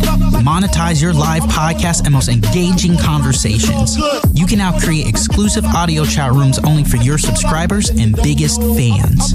And as a user, subscribe, listen, and talk to your favorite creators. Now tap, talk, and get paid. Because everyone's a fan of something, and everyone has a fan base. President Joe Biden made it clear that the only way he would not drop out of the 2024 presidential election was if his team told him he could not win. In his unscripted press conference, the 81-year-old spoke and answered questions for nearly an hour. Biden told Americans he was the most qualified person to run for president and that we can't afford to lose what we've done. Now, House Democratic leader Hakeem Jeffries wrote to his colleagues that he met with Biden to discuss his caucus members' conclusions about the path forward amid the president's embattled re-election campaign. Several Democrats on Capitol Hill have publicly called on him to step aside, but others, like my next guest, are supporting the president. Joining me now on the phone is California Congresswoman Maxine Waters. Congresswoman, thank you so much for being with us tonight. You're absolutely welcome, and I'm delighted to be with you. And it's so important that you're giving us the opportunity to talk about what's going on during this election time with Biden and with Trump. I'm ready to go. Right. And certainly you are ready to go, and you have been ready to go quite a while in terms of your unwavering support for the president. Talk to us a little bit about what's going on behind the scenes. People think that we're not hearing something or not seeing something because we do see a lot of headlines about people perhaps privately asking about his health and what he's going through. Can you tell us anything about what's going on behind the scenes that might be a lot different from the narrative that's out there? I don't know how much different it is, but I can tell you this. There has been a decision by some that they are not going to support him. And the reason that they give is he's too old, he's not capable, that something may be wrong mentally, on and on and on. Whatever the reasons are, there is a plot, and it is being organized to try and get this president to so-called step aside. And I had a talk with some young people in Chicago today about stepping aside. And I was reminded, and we discussed it a lot, that step aside simply means that the president will be president up until January. They're not saying resign. They're not saying get out of the presidency, because if he did, Kamala would automatically become the president. She's the vice president. And if the president resigns or something happens to them where they cannot perform their duties, that's what the vice president does. The vice president takes over. But in this plot that's going on, there is an attempt to get him to step aside and not resign because they would rather we lose the ability for Kamala to be president or even to remain vice president. And so it's a lot of tricks going on. But anyhow, you take a look at the number of people in the House of Representatives. I think it's up to about 19 now. And television keeps saying that, there's a huge call to make him step aside, to get him to step aside. But 19 out of 213 is not huge. And what you see are, members, most of them, I think, maybe believe that he cannot perform his duties, that somehow he won't be able to beat Trump. I don't know what they think, but something is going on. And I support Biden staying. He is our Democratic nominee. He won in the primaries, which makes him our nominee. And we should get behind him, and we should work with him, and we should ensure that he has the opportunity to get on that campaign trail and beat Trump the way he has already done. He beat him before. He can beat him again. Now, Congresswoman, certainly this has been an interesting process so far in terms of this campaign, beginning with what happened on June 27th with that early debate. And the president has done many things in order to try to make up for that or show that he is the one to be chosen. What do you think are the next steps in terms of what he should do on the campaign trail to make sure that people are behind him? Just strategy-wise, what are we going to see? Well, absolutely. And he's committed to staying out there, going to all of our frontline states, making speeches, explaining his public policy. But I think that in addition to what he's doing, that the secretaries, the appointees, all of those people who are carrying out his strategies should be out on the campaign trail also. And I do believe that all of the members of the House of Representatives need to do a better job of explaining the policies, how they work, what he has accomplished, what it means to have the lowest unemployment that we have had for many, many years, what it means to have an infrastructure program that creates contracts and jobs and opens up opportunities for minorities to be involved in procurement in the ways that they have not been involved historically. He is good on everything from climate change to reproductive rights to support for small businesses, doing everything that was needed during COVID to make sure that the frontline workers had everything that they need to be protected, like the nurses and the doctors, and making sure that they get the vaccines into minority communities because they had not been doing it before. Trump had told us just to drink some bleach. And so the comparison, there's no comparison. I mean, Biden is an honorable, upright man. Trump is a liar. He's deceptive, he's destructive, and he's divisive. I wanted to jump in and talk about the vice president for a moment, just in terms of positioning her so that more people will recognize what she has been doing. Many have been trying to make the argument that she has been doing quite a bit, but we haven't heard about it. And I'm wondering what you can let us in on in terms of what's going on behind closed doors to find out what is going to happen with her positioning and how she's positioning herself right now on this election campaign. Well, first of all, as the vice president, she's running as a team with Biden. They are a team. They're running together, do not tend to be separated. She's been out on the campaign trail and has attracted a lot of support from women, talking about reproductive rights, women's rights. She's been excellent on those issues. She also has been excellent on dealing with small and minority businesses and education and all of these issues. Some people don't pay attention to the issue unless it's an issue that they care about. Well, if you care about health care, if you care about not only contracting and the opportunities for people to have jobs and positions that they've not had before, like diversity and inclusion, then you know what she's been saying and what she's been doing, and she's going to keep on doing that. Last night, she was on international policy, talking about what is going on with Ukraine. And so she's well qualified. She's well equipped to do what needs to be done. She's been an asset to Biden, and the two of them working together have kept their promises. I want to end on this question. George Clooney in his op-ed in the New York Times, I'm sure you have something to say to him about staying in his lane. And I just wanted to give you the opportunity to speak to the George Clooneys of the world who are making their opinions be known in a big fashion.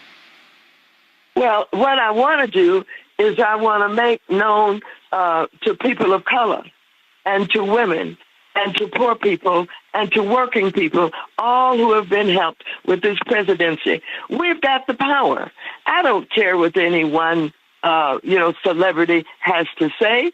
We've got the power, and we better know how to use it and exercise it. We're going to have a significant number of delegates at the convention. We are going to have the opportunity to vote like we have never voted before, at least as well as we've voted before, in order to support our nominee.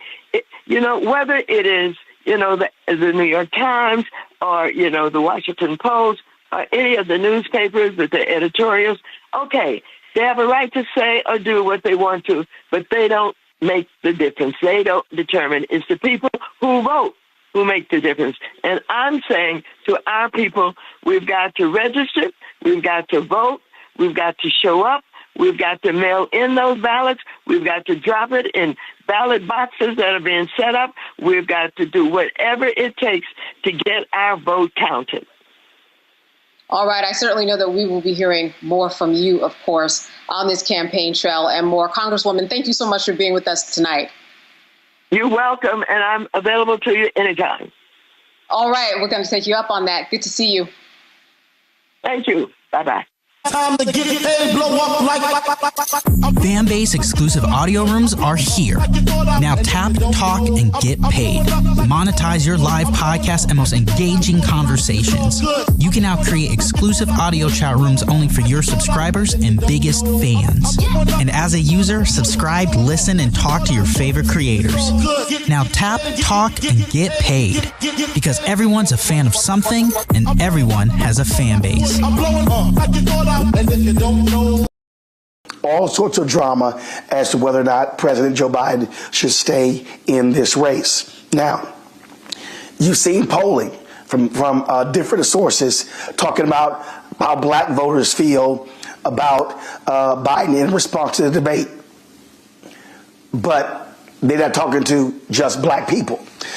Joining us right now is Adrian Shropshire, Executive Director of Black PAC. They have the new poll out, which shows exactly how African Americans, what they think about President Biden after the debate performance. So glad to have Adrian here. And so, Adrian, again, it's driving me crazy seeing these polls and seeing them talk about black people from the New York Times poll or YouGov and others, when there's a very small sample of black folks. Talk about the poll that y'all just released. So we had a poll in the field when the debate happened, and we were trying to do in that poll what we're always trying to do, get the snapshot of where black voters are at any given moment throughout the cycle. And so the data that we released, and we actually have more data to release, we wanted to get this information out because it felt like it was important for the debate that was happening in the country. The data that we released shows, one, the kind of steady progress that the president's campaign has been making with black voters. And so one is that, so the one piece of information is that from our last poll in February to the poll in June, the president was actually increasing his support numbers among black folks. That's important because it means that the work that they've been doing to make sure that they're breaking through with black voters, it was actually working. The second piece of data that we released essentially says that for black voters who watched the debate, their support numbers for the president increased, right? So they watched the debate, they saw it with their own eyes, they saw two things on the debate stage. One, they saw Joe Biden give a very poor performance that I don't think anyone disagrees with, but they also saw a liar who stood on the stage and lied for 90 minutes. And they made a choice about which of those two candidates that they understood who they were before they watched the debate, but after the debate, increase their support for Biden. For those people who didn't watch the debate, we saw the opposite effect, which means that their understanding, people who did not watch the debate, their understanding of the debate was influenced by the post-debate narrative. And they didn't have the same level of support, increase in support for Joe Biden. And so that's important because it says that people are making decisions based on what they're seeing in their social media feeds or the sort of narrative that is emerging around what has happened that isn't exactly, I think, what people who saw the debate saw, right, with their own eyes. So that feels important, right, in terms of how impactful the things that people say about what is happening or how people interpret what's happening in the race has real implications for the way that the base sees what's happening. So, Adrian, when looking at, again, your polling, so what we're seeing is that all the trepidation about Biden, his age, that we've seen since last year, closer you get to the election, folks go from, I don't know, to, yo, now I got to lock in. One of the things, all I heard today was Project 2025. Yes. I wasn't at Essence, but I got reports from people as well.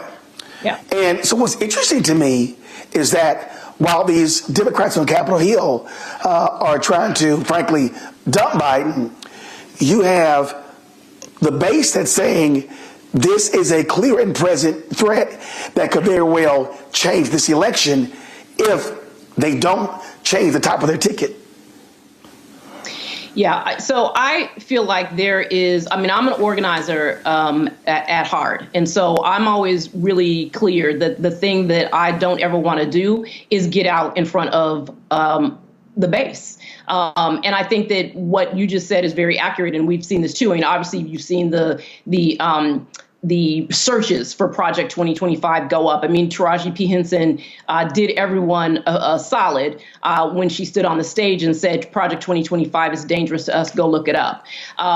Because I think that people are zoning in, right? People understand and understood before. I think that Black folks and the voters that we've talked to, whether it's in our focus groups or on the doors, right, where we're knocking doors in battleground states, are really clear about what the stakes are. I think that 2025, the Project 2025, and as people are, looking it up and trying to understand what it is and the implications that it has, not just for the country, but for Black people specifically, it only clarifies more how much danger, right, we are in as a nation. It makes the stark contrast, and stark relief about the existential threat that Donald Trump poses, and that the Republican Party, which is, adopting 2025, whether they, are trying to distance themselves from it or not. You can look at what the Republican Party just put out as their national platform in 2025 and see where the overlap is, right? And so, I think that as those data points become clearer, as people see and hear Donald Trump, as they have been the entire time, and the kind of unhinged, rhetoric that he has on his rallies, the things that he said, at the debate, sort of doubling down on racism, right there on the debate stage, talking about the types of jobs that Black people deserve, talking about immigrants. People know what's at stake, and they're clear that we need to be on the side of democracy and saving this democracy as we have always done. But people are also really clear that we need to get the House in order to get about that business of making sure that Donald Trump doesn't see the inside of the White House again. Adrian, I'm going to ask you another question before I got questions from Robert and the rest of the panel. And then that is, we're now in uncharted territory. You talk about being an organizer. You see what's happening on Capitol Hill. This is being driven by the party elites, these top donors. I talked to some prominent Democrats before I came onto the show. Congressional Black Caucus has been strong and locked, saying you stick with Biden Harris. As an organizer, if these donors, and we saw what Nancy Pelosi did today going on Morning Joe, if they are successful in leaning on Biden to drop out, all the things that you talked about completely shut down, all the forward progress, because now for the next month until the convention, you don't know what the hell is going to happen. Yeah, I think Pelosi clarified her comments when she got back to her office and said that she thought that the New York Times in particular had misinterpreted what she said. But I do think that there is, I do worry about, there being not enough attention paid to what is actually happening on the ground.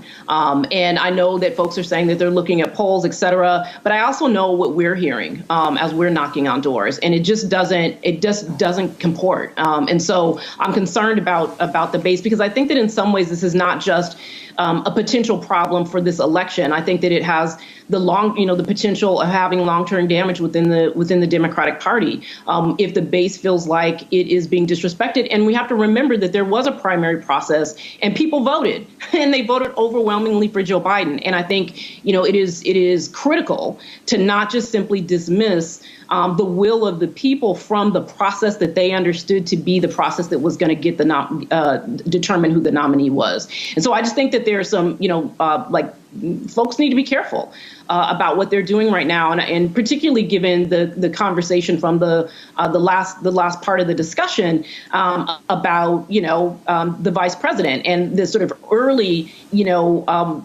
sort of rhetoric that we were hearing when people first started calling for the president to step aside with the notion that someone would replace him other than the vice president. And obviously that has toned down, and that you have folks now coming out and saying, of course I would support the vice president if she was the nominee. But I think that even the mere suggestion that the sitting black vice president of the United States would be jumped over already has potential to create disunity, and I think that disunity is not necessarily just in the short term, but can do long-term damage to the Democratic coalition. Robert,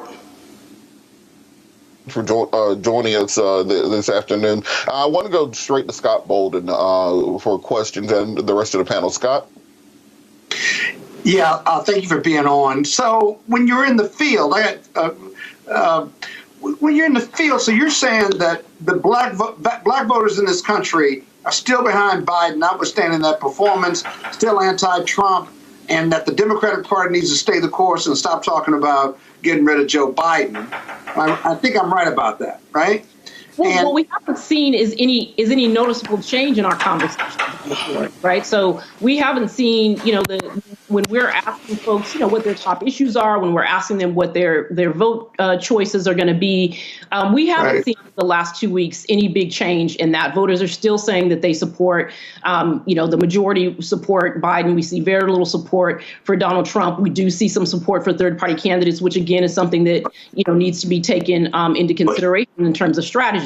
So I think we are seeing steady responses from the black voters that we are talking to in battleground states. What I'm saying is that those who are in this conversation about how this nominating process is going to turn out really need to prioritize what voters are saying. And obviously, black voters are a part of the Democratic coalition, but a significant part of the Democratic coalition and significant part of the coalition that is going to elect any president to office. And so that attention needs to be paid to what folks are saying and where folks are. And I think that if we're not seeing significant abandonment, then the question of who should be the nominee, particularly that we've given the fact that there has been a process. And if you can't explain away to people how they voted for someone and then the nominee is going to change, like you have to bring people along in whatever process you think that you're leading. I got you, but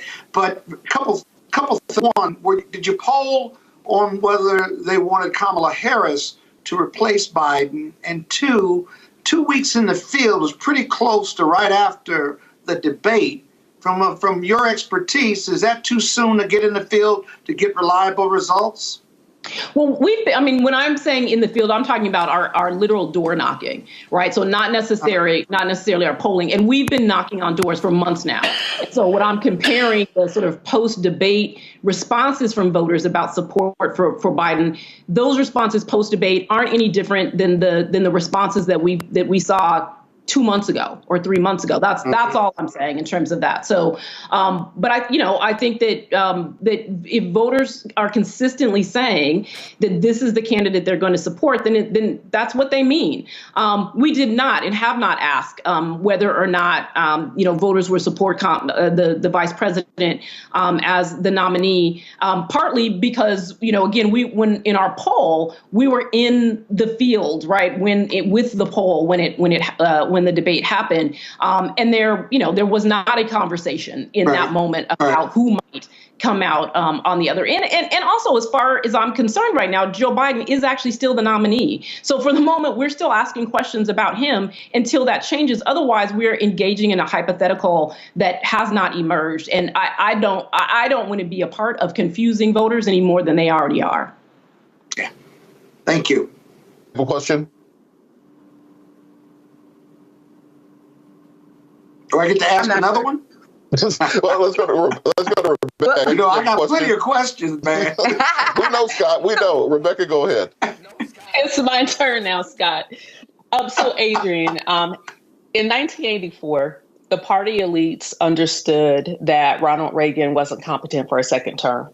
However, Ronald Reagan was reelected, and we now know through history that Ronald Reagan largely did not run his second term. Someone else was in charge. So should we be asking voters, and particularly Black voters, whether or not Black voters feel or think that Joe Biden is competent to serve a second term? Well, I mean, I think all those questions are completely legitimate to be asking voters. I think that, if there is a debate that is raging, right? And I don't think that we want to leave voters out of that debate. If there are questions that are being asked, then we should be asking everybody, right, who's going to be a part of the process to make this determination. So I think it's totally legitimate to be asking voters that right now. But I think that we have to accept their answers, right? Either way that they go. If Black voters say, yes, I think Joe Biden is old because y'all been telling us he's old for 2 years, and yeah, he's a little slow on the uptake, but I'm sticking with him, then that's what they're saying, right? If they say, yeah, no, I don't know, I was taken aback and I'm not sure if he should be the one, then we should take that into consideration as well. But I don't think that folks should be making assumptions about where people are and arriving at conclusions because we want voters to be someplace that they are not. All right, now, Joy, do you have a question? Yes. And the other question, I have for you is, I totally agree with you, Adrian. And the other question is, who are they going to vote for? Because people can think all kinds of things, but ultimately they're like, hey, this is who I'm still planning to vote for because the issues are beyond how I feel about him, how I feel about her, how I feel about, multiple people. And then the other question is, beyond Kamala Harris, who else do people have emerged as someone who they would want? Is there some name that's been floating out there that people are excited about? Because I'm going to be honest, I haven't heard it. I've only heard Joe Biden and I've only heard Kamala Harris, and I'm inclined to believe them. We certainly haven't heard anyone raise any other potentials. And I also just think that, when we think about, if this is the work that you do, right, then you understand that there's a deep Democratic bench, right? And names have emerged and we've all seen them.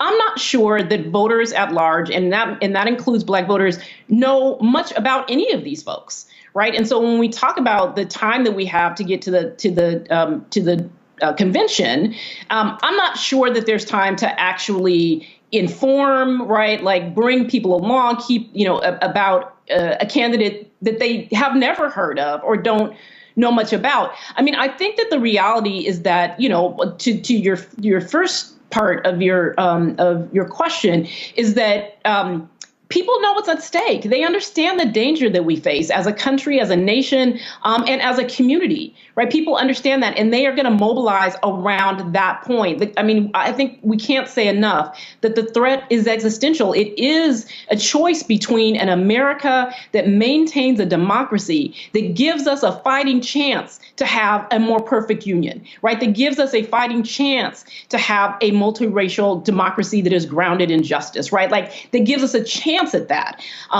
Or in America that literally crashes out and goes with dictatorship and authoritarianism. And I think that is the choice. And people understand that. And so when given that choice, I believe that not only us, right, not only our community, right, will do what needs to be done and show up in the way we need to show up. But I also think that, that ultimately Americans will as well, right? Like the clarity, is before us. And so I think that that's true. I worry about the conversation and the debate that's happening and the sort of chaos that it feels feels like is happening in the Democratic Party. I worry about it leading to a sense of defeatism, right? That it leads to, a sense among the base and among voters in general, the Democratic base and voters in general, that all is lost, right? That things cannot be done. And you see the chaos, and what does it even matter anymore? And so that's what I worry about, a prolonged infight, right, among the Democratic Party. And it's not just the Democratic Party, to be clear, right? There are folks who ain't never been a Democrat, right, who are in on this conversation, right? They want to say they don't have a vote, right, because they are not delegates, but they want something to say. And so my worry is that a prolonged internal fight actually begins to just depress the vote. I think that's right. I want to get back in there too. And on that point, we keep hearing this idea that there's 20-something% of black men that are going to vote for Trump, nearly double the number of black women that are saying in some polls say they're going to support Trump. Are you seeing that reflected in your polls? And then after, we're going to go back to Roland. No, not at all. Not in any poll that we have ever done, not in any focus group that we have ever conducted, and not on the doors as we are talking to voters. It just, people may say different things in polls, right, when people call them. But when you sample, when you're having conversations, you're doing polling with a large sample size of black voters, that doesn't emerge. We've seen the level of support for Trump be very consistent with the actual turnout support during elections, right, 16, 20, right, during the midterms for other Republicans. We see that level of support, remain consistent. It's under 10%. And so, 7, 8, 9% maybe, right? And so I think that we haven't seen it, again, not in our polls, not in our focus groups, and not as we're talking to voters at their doors in battleground states. No, absolutely. We're going to throw it back to Roland and Dallas. Roland? And that's one of the reasons why I wanted to make sure that we had you on here, Adrian. Look, mainstream media, they're not talking to y'all. Again, y'all are polling, a significant number of black people, way more than the rest of these polls. In fact, I was on Twitter earlier, and Matthew Dowd was quoting black people, how they feel about Biden, from the New York Times poll. And I said, Matthew, if you're going to quote black folks, quote the Black Pack poll. Don't sit here and quote the small sample in the New York Times poll. But again, that's the problem that we continue to face. Adrian, we appreciate it. Thanks a lot. Yeah, thank you so much. Time to get paid, blow up like Fanbase exclusive audio rooms are here. Now tap, talk, and get paid. Monetize your live podcast and most engaging conversations. You can now create exclusive audio chat rooms only for your subscribers and biggest fans. And as a user, subscribe, listen, and talk to your favorite creators. Now tap, talk, and get paid. Because everyone's a fan of something, and everyone has a fan base. I'm blowing up like you thought I. And if you don't know. Despite numerous news articles, political pundits, and calls for Biden to end his re-election campaign, a new Northeastern University study finds that the president's June 27th debate performance has had almost no impact on the voters' preferences. 94% of those surveyed who had said before the debate that they were Biden supporters said they would continue to support the president. But just 86% of those who indicated support for Trump before the debate said they would continue to do so. Now, if you listen to that and then listen to all the rhetoric afterwards, you go, what the hell is going on? L. Joy Williams, of course, a longtime activist strategist, also a Sirius XM radio show host, joins us right now. And L. Joy, just what do you make of the insanity that you're seeing among Democrats trying to get Joe Biden out of the race? No plan B, nothing about Vice President Kamala Harris, and they are creating dissension in July when the election is less than 120 days away. It's absolutely reprehensible to watch this unfold, because this is an issue of media making.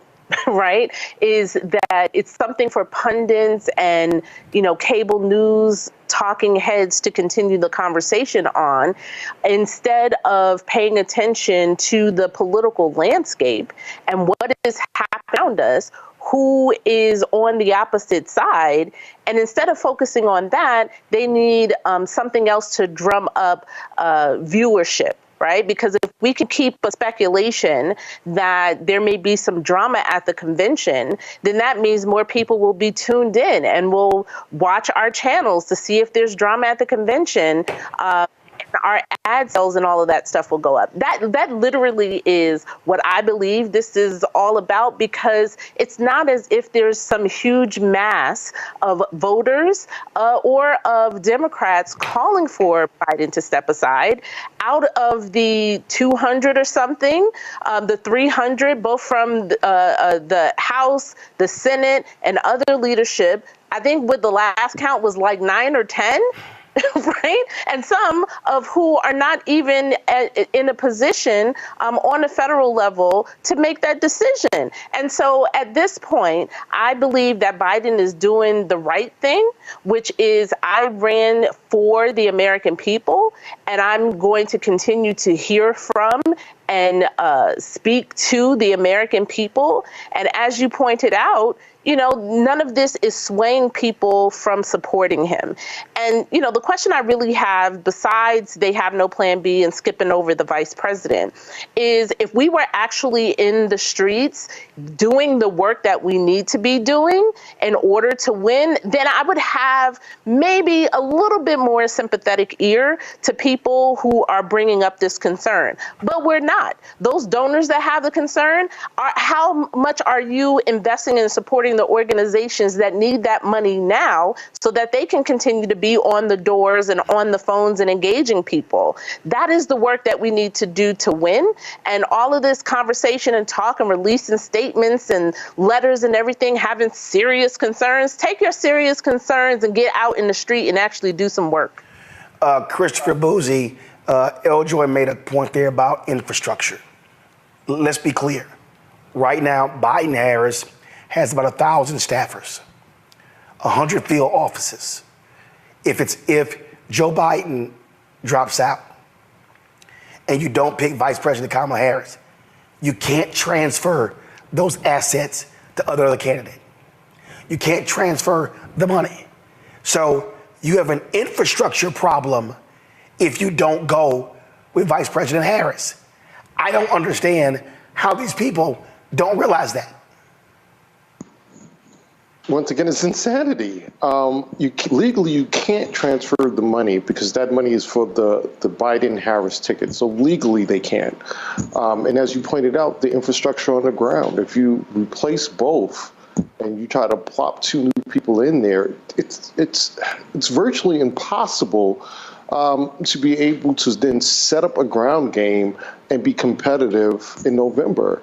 And let's not forget who I don't know who this magic person or persons will be, but they're going to have to then introduce themselves to the American public. And just because someone may be popular in their state does not mean they're going to be popular nationally. I mean, we saw that with Ron DeSantis. He was supposed to be the person to take on Trump, and that fizzled out pretty quickly. So, I really honestly don't understand what these folks think they're going to be able to do in terms of pulling Biden out and putting somebody in. It doesn't work that way. And one other thing, Roland, that's that's been driving me also crazy about this whole thing. Let's pretend we could do this, right? Let's pretend that we could take whoever and put them and replace Biden and Harris. How are they going to get that person or that ticket on every ballot? It's not going to happen. It's basically too late. And we talked about that a bit earlier, but there will be legal changes, and more than likely that candidate will not be on every ballot. Eljoy, here's something else that I'm just sitting here like. I saw this story the other day. Here we go to my iPad. You got New York Democrats, your state. Oh my God, we might lose New York. What the hell? These blue states, are you trying to tell me that all of a sudden Donald Trump is going to win Minnesota? He's going to win New York State. He's going to win Illinois. And if he does, it is because of a failure of leadership and work. The reason why we lost a congressional seat is a lack in the failure of the governor at that time to really invest in redistricting efforts. In order to do that resulted into us not counting enough people in order to keep our seats. Then fast forward, when we do get to the midterm election, it was the lack of investment in a coordinated strategy to protect and expand the congressional districts to make sure we retained what we had. So again, it is not because of one individual man at the top of the ticket. It is because of a lack of work. And that's what is really bothering me so much about this, as they are asking one man to step aside as if he is the only one that has to do the work in order to win in November. And that's not the case. If you're talking about winning to protect democracy, that is not an effort for one man. That is an effort for all of us to come together and do our respective part. And so Biden is doing his part, right, in carrying the banner. Harris is doing her part in carrying the banner for the party. And we need everybody else to do their part. And if you're a donor, invest now in the resources that people need in order to continue the work. If you're a talking head, you need to invest in talking up what we are voting for, not just what we are voting against. If you're an individual activist, you need to make sure that you are working within your sphere of influence to make sure that people understand the misinformation and the disinformation that's being sowed, that people understand what's at stake, and to understand what we will be able to do with a second term of a Biden-Harris administration. There's still voting rights on the line. There's still issues related to gun violence on the line. We are going to be able to do much more if we have a president like Biden and also Vice President Harris in the White House. We are able to do more when we are in control of Congress. And that is what people should be focused on, not one 90-minute debate.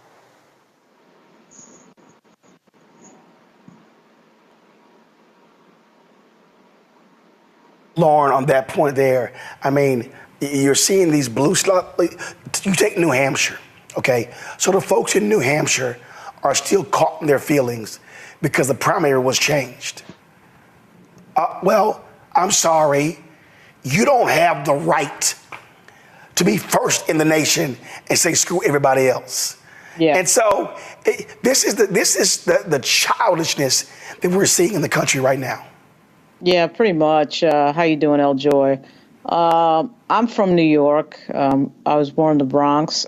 There's no way that the Republicans are going to win New York. That's not going to happen. It just shows you the mania that El Joy already pointed out in the media on this topic. There's just a lot of strange things going on. I think certainly the media is in a failed business model, as you had mentioned before, Roland.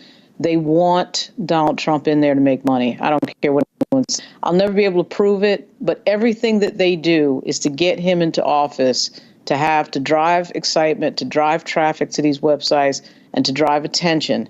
And I cannot believe that it's just an amazing coincidence that they just happen to be doing everything under the sun, and particularly the New York Times and CNN, to drive excitement and controversy, and it just happens to all go in the direction of their bottom line in terms of web traffic. So, it's weird. It's a difficult situation, I think, for everybody, as we know, because in fact, it may in fact be true that the president does have a cognitive issue that does need to be dealt with and should be discussed. It could be true that the White House, the senior staff of the White House, was hiding that for an amount of time. Those things do need to be confronted. But at the same time, what we know is that there is only one person who's beaten Donald Trump, and that is Joe Biden. There's never been a brokered convention in the history of American politics that has led to a win for that party. And the last two times that this happened, where the incumbent president left, which of course was Truman and LBJ, that led to a Republican coming in, Dwight Eisenhower and Richard Nixon. There's no history for this succeeding. So this is an interesting moment for the Democratic Party, and I do think it reflects an inability to turn the page to the next generation, and that next generation is extremely diverse and in a lot of cases extremely black. We'll see what happens. Joy, here's also where I am a little confused when again looking at all of this. So you've got folks saying, "Oh, in these swing districts, he's dragging people down," in the New York suburban districts, isn't it the job of the congressional candidate to be making the case to their voters? This is why I say this is people being lazy. This is people wanting to rely just on the top of the ticket in order to drive turnout. And those of us who actually do elections, who actually work in the streets, who actually do campaign, I think Simone Sanders said that before, it's not just the ticket that drives people to turn out. And in fact, I think I talked about this in some of the tweets I highlighted. The other side, Trump has a ceiling. Right? There is only so many people that the Republicans can persuade. They have their base, and there's only a small amount of persuadable voters that they can persuade. While our ceiling is high. All we have to do is go out and engage with people and talk to them about not only what's at stake, but what we can do. It's important that next piece is added, because we can't just do the fear of, Project 2025, which is important and it should be part of our, messaging. But we also have to talk about what we can do. And our ceiling is much higher. We're persuade so many more, not only to vote for the ticket, but also to turn out in general. And for a lot of these races that you are mentioning in swing states and swing districts, it's that 2-3% of people who are infrequent voters. That's all we need to do. And so we have too much work to do for us to be, I don't want to be, Roland, as much as I love being on your show, I don't want to be on here talking about this. I want to be talking about how are we engaging people? What is the messaging that is working to turn out those in that 25 to 45 band? What is working to engage young people? That's what I want to be talking about right now. I don't want to be talking about this. For this news conference, President Joe Biden, it was originally scheduled for 5:30. Was pushed back to 6:30. It's almost 7:30 and still hasn't started yet. Greg Carr, I want to go to you because as I'm looking at, again, this whole landscape, I always talk about I hate process journalism. And if you're Democrats and you're not talking about great economic numbers, you're not talking about inflation going down, you're not talking about the fact that President Biden in another month will under his term will have created more jobs than Reagan did in 8 years. So you got Democrats who keep going on television targeting him and not telling a great story. Democrats can't blame that on anybody else but themselves. Time to get paid, blow up like Fan base exclusive audio rooms are here. Now tap, talk, and get paid. Monetize your live podcast and most engaging conversations. You can now create exclusive audio chat rooms only for your subscribers and biggest fans. And as a user, subscribe, listen, and talk to your favorite creators. Now tap, talk, and get paid. Because everyone's a fan of something, and everyone has a fan base. I'm blowing up like you thought I, and if you don't know. So far, about 20 Democrats have publicly called on President Biden to withdraw from the presidential race. A couple will say he should resign the presidency. Well, the folks at Black Voters Matter released their own statement calling such a decision reckless and short-sighted to change the nominee this late in the process. Joining us right now is a co-founder of Black Voters Matter, Cliff Albright. And Cliff, every time I saw one of these people put this thing out, I would go, okay, who's your pick? Then I would go, okay, if it's not Harris, how are you going to get around the money issue?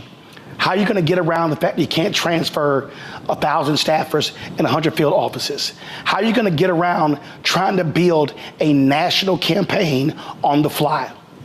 None of these people could answer any of those questions. That's why this was stupid. Yeah, and I think that what you're raising, the question that you raised in terms of like who else would you be picking, I think really shows the problem. You know, there's a meme going around on social media talking about, the real problem with Biden's age is really Kamala Harris's race and gender. And that's really what's driving a lot of this, is that you've got some elected officials, some donors, definitely the media, it's not enough of an answer for you to say, well, if something were to happen to Joe Biden, heaven forbid, but if something did, obviously you got a vice president that's gonna fill in. That's what it is that they don't want to see happen. And that's why you see, or that's part of the reason why you see, these calls for him to drop out. Yes, we know that the debate was terrible. Yes, we know that he was old. As Professor Malveaux says, black folk knew that 4 years ago. Like nobody black watched that debate and came out of the debate, wringing hands and gnashing teeth, say, oh my God, I didn't know Joe Biden was old. We knew that already. That was already baked in. But what we recognized 4 years ago, just as what we recognize now, is this is the best chance of beating Trump, and part of that is because of our distrust of the way that other white folks might vote. But what you're raising is really, it's a big part of the issue, which is that there's no process for how they would go about doing this. And we've argued that any process that would pass over the vice president would be detrimental to the base. You'll immediately lose a whole bunch of black women and black men that will see that level of disrespect. We, in our statement, what we said is that we want to see the process be respected. It's not coincidental in our minds that you have this call for the first time in decades. You have this call to ignore the primary results in the very first year when that primary was led by a southern state with a large number of black voters. So the primary system was changed in order to put South Carolina first. And then you put the year when South Carolina and black voters were put first to say, oh, we want to just ignore that there was a primary process. And then 14 million folks, a large number of which are black, voted for President Biden. So as you've said several times, it doesn't make, especially, I don't know about you, Roland, but anytime I see the level of coordination and collusion, like what we saw over those 2 or 3 weeks of the elected officials, the media, the billionaires and celebrities, all of the moneyed interests coming after Joe Biden, real and arguably, coming after him in a way, back in the day where they would say, you an N-word lover, right?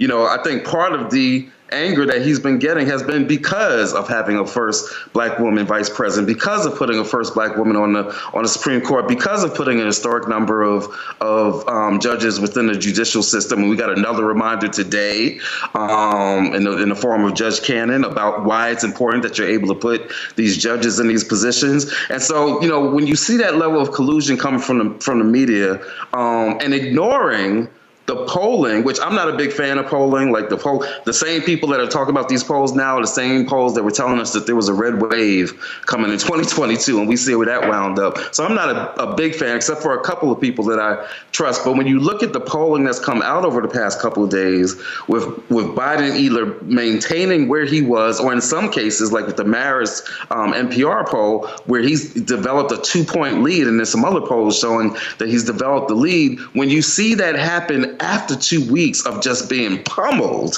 by, his own party and by the media, when you see that, you got to wonder, what would the polls look like if for 2 or 3 weeks, instead of focusing on Biden and a debate, they were instead focusing on Project 2025, if they were focusing on Trump and the Epstein files, if they were focusing on these court cases. then what would the polling look like? But instead, we saw the opposite take place. So it's really amazing that he's still at where he's at in those polls. Example here, Nancy, this Politico reported, I'll go to my iPad, Nancy Pelosi thinks Biden will lose and she was working the phones to replace him.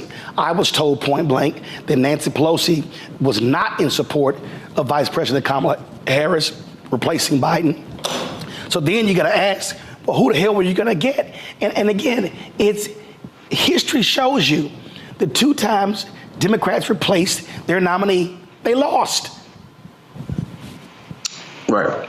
Yeah. I mean, when you look at the Democrats in contested conventions, 1968, of all places, Chicago, when you look at the 1980 race and, Kennedy challenging Carter and what took place there. And then even as recently as 2016, which was somewhat of a contested debate, contested convention, those don't end well. They just don't end well. And this year, I think especially would be chaotic, and I really think would create a process where you'd see a lot of Black voters feeling like our voices were just ignored in favor of, again, the big money donors and celebrities, and in terms of the media, the corporate media interest. And so I don't see that process ending well. And I've got to add on that, look, there are people within our movement, people very close to me, me, myself, who have legit concerns on policy matters in regards to President Biden, and one policy matter in particular in terms of Gaza. There's a debate that could be had there, right? Like people that favor human rights and all of that. We can have that debate and work out and discuss what would be better, on that issue. What would be better for Palestinians? Would it be Joe Biden, or would it be Trump, who we all know wants to expel Muslims and expel protesters and give Netanyahu a blank check to do whatever the heck he wants to do in Israel? But that can be a discussion.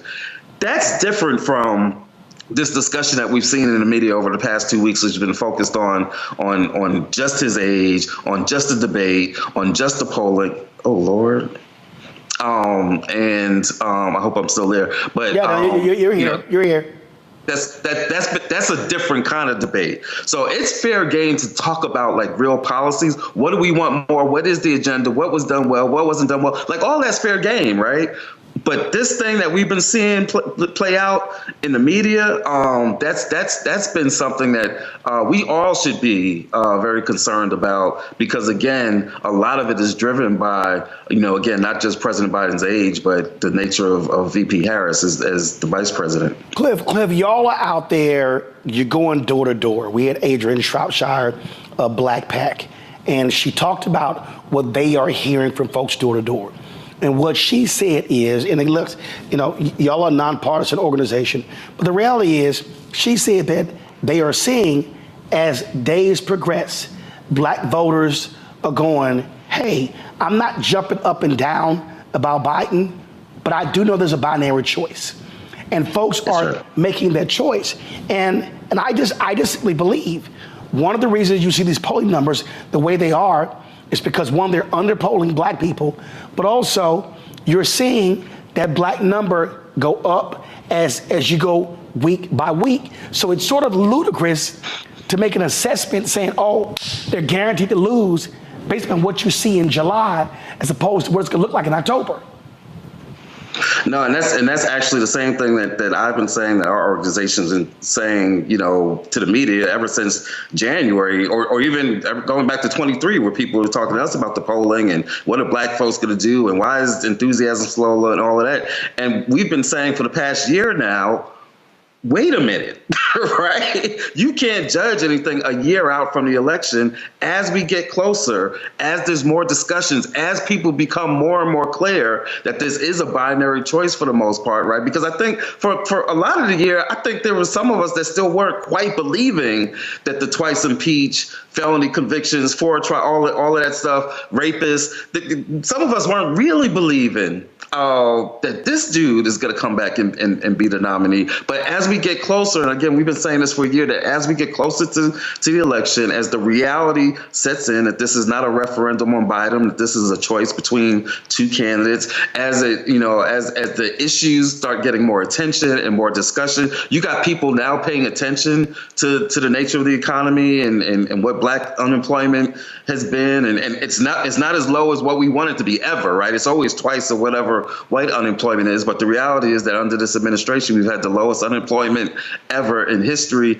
So that as we get closer to the election and we start getting more information about the reality of the economy, the realities around what this administration, particularly the Department of Justice, has done on police accountability and holding some of these police departments accountable, that the more and more that some of the good story gets out there, and again, it's not a perfect story, but there's a story there to be told. And we've been saying that the more and more that we have these conversations, the more and more that Black media gets resources to put information out there, the more and more that groups like ours and all the others in this ecosystem are able to knock on those doors and make those phone calls and send those text messages, the more that our folks get good information from legit conversations, that the more that you would start to see those polling numbers change. And that's exactly what it is that we've been seeing. This ain't rocket science, y'all.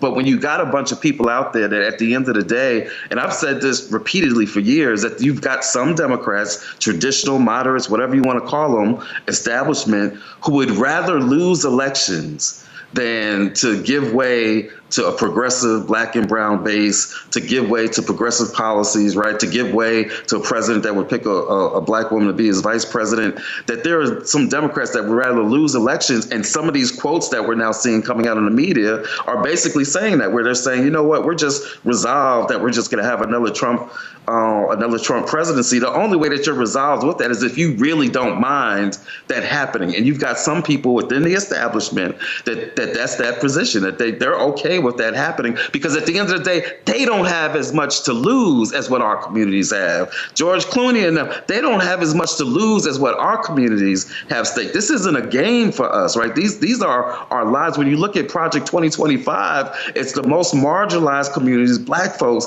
brown folks, indigenous folks, women that are going to be feeling the brunt of 2025. You got this dude that he just announced for his vice president who is out there talking about women should stay in even abusive, violent marriages, right? Because they want to get rid of no fault. Not only do they want to get rid of no fault divorce, they don't even want you to be able to get a divorce, even if you're getting abused. This is not a game, right? And there are some people whose lives are going to be more greatly impacted than others. And those are the folks that, to a large extent, in our communities and our conversations, that are saying, stay the course, whereas some of the other folks that got that luxury, that have that privilege, they want to play games around having some lottery system to pick the nominee. Last question I have for you before I go to my panel with questions. I believe this 100%. I want to get your take. Do you believe that Project 2025 is going to play a crucial role in driving Black, Latino, and young turnout? Yes. I think the more that we have these conversations, the more that people learn. And shout out to Taraji P. Henson, who did more in 30 seconds at the BET Awards to raise the profile of Project 2025 than most media had done. And shout out to Simone Sanders, who on her show, she had the dude at the Heritage Foundation, who came on, and, some people were critical because we say, well, why do you give them a microphone, right? And sometimes you give them the microphone so that they can expose themselves. And so Simone Sanders on her show was able to do that. That's where the president of Heritage, which for those who don't know, Heritage Foundation is the group that's behind Project 2025. Also, a group which was founded, as they speak about heritage, they were founded and in the early years put a lot of attention, and still to this day, to reinforcing school segregation and trying to fight against integration. That's the same Heritage Foundation that's behind this Project 2025. But I think that the more that people learn about it and talk about it and talk about all the different ways that they're trying to take over government and get rid of voting rights and send women back and we're going to be doing a series of one-pagers talking about the things that are specifically targeted against Black folks, things like continuing the attacks on affirmative action and DEI. In fact, they want to take the Department of Justice and Office of Civil Rights, and instead of it being to enforce, the Civil Rights Act, they want to twist it around to say that civil rights moving forward is going to be investigations of anti-white discrimination. That's what this Department of Justice would become. And so any advances that we've made in terms of civil rights and having the Department of Justice enforce that and implement that would literally be turned around where they would now be criminalizing and investigating any efforts to deal with racial justice. That's part of what's at stake. Environmental protections. They want to get rid of the whole office whose sole job is to deal with environmental racism, right? Think about Flint. Think about Jackson's water. Think about environmental catastrophes and the impacts of climate change and flooding in our communities.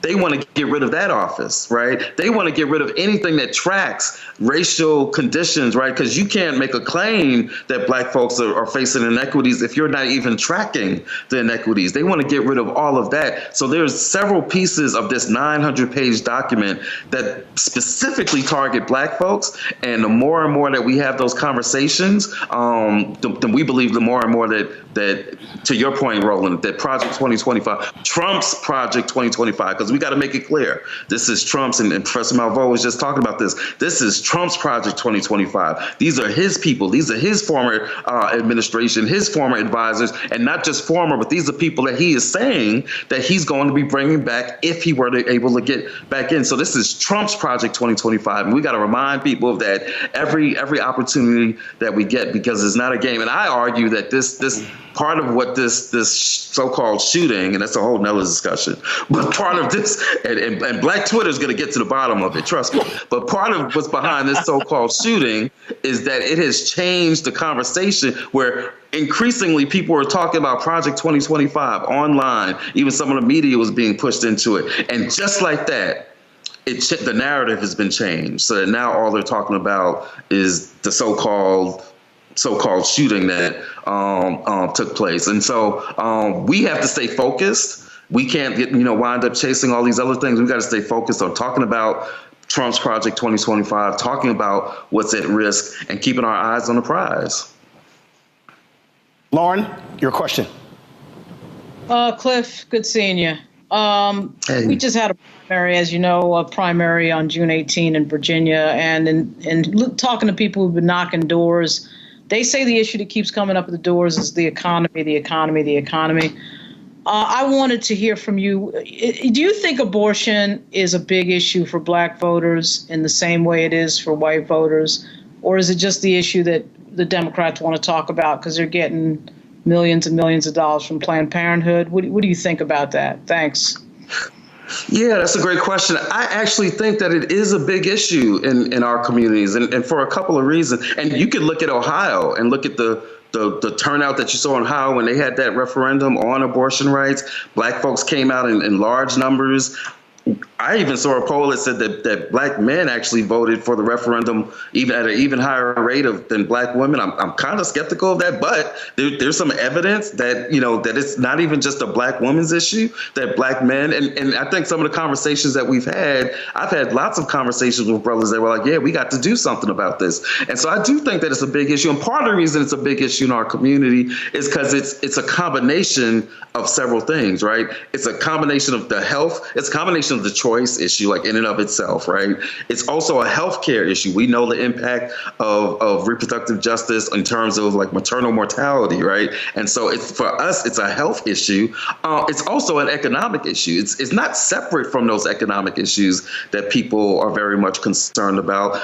whether or not you have a child is in part an economic issue. There are certainly economic implications to it. And so for us, and it's a criminal justice issue, because Lord knows that if they start criminalizing, having abortions or trying to travel across lines to do so, who's going to get profiled the most when they're on the highways traveling to do that? And so for us, it's a combination of issues. It's not a standalone issue in and of itself. And that's what we hear a lot when we talk about that issue. But they view it as a wedge issue, because you still do have some segments of our community, the deeply religious community that for them that can be a wedge issue. But I think to a large extent, I'm not saying it's more important than the economic, because again, I think that there's connections between them. But I do think that it's a legit issue that folks in our community are talking about. I will say this here: when they had the Ohio referendum, black men voted in significant numbers for that referendum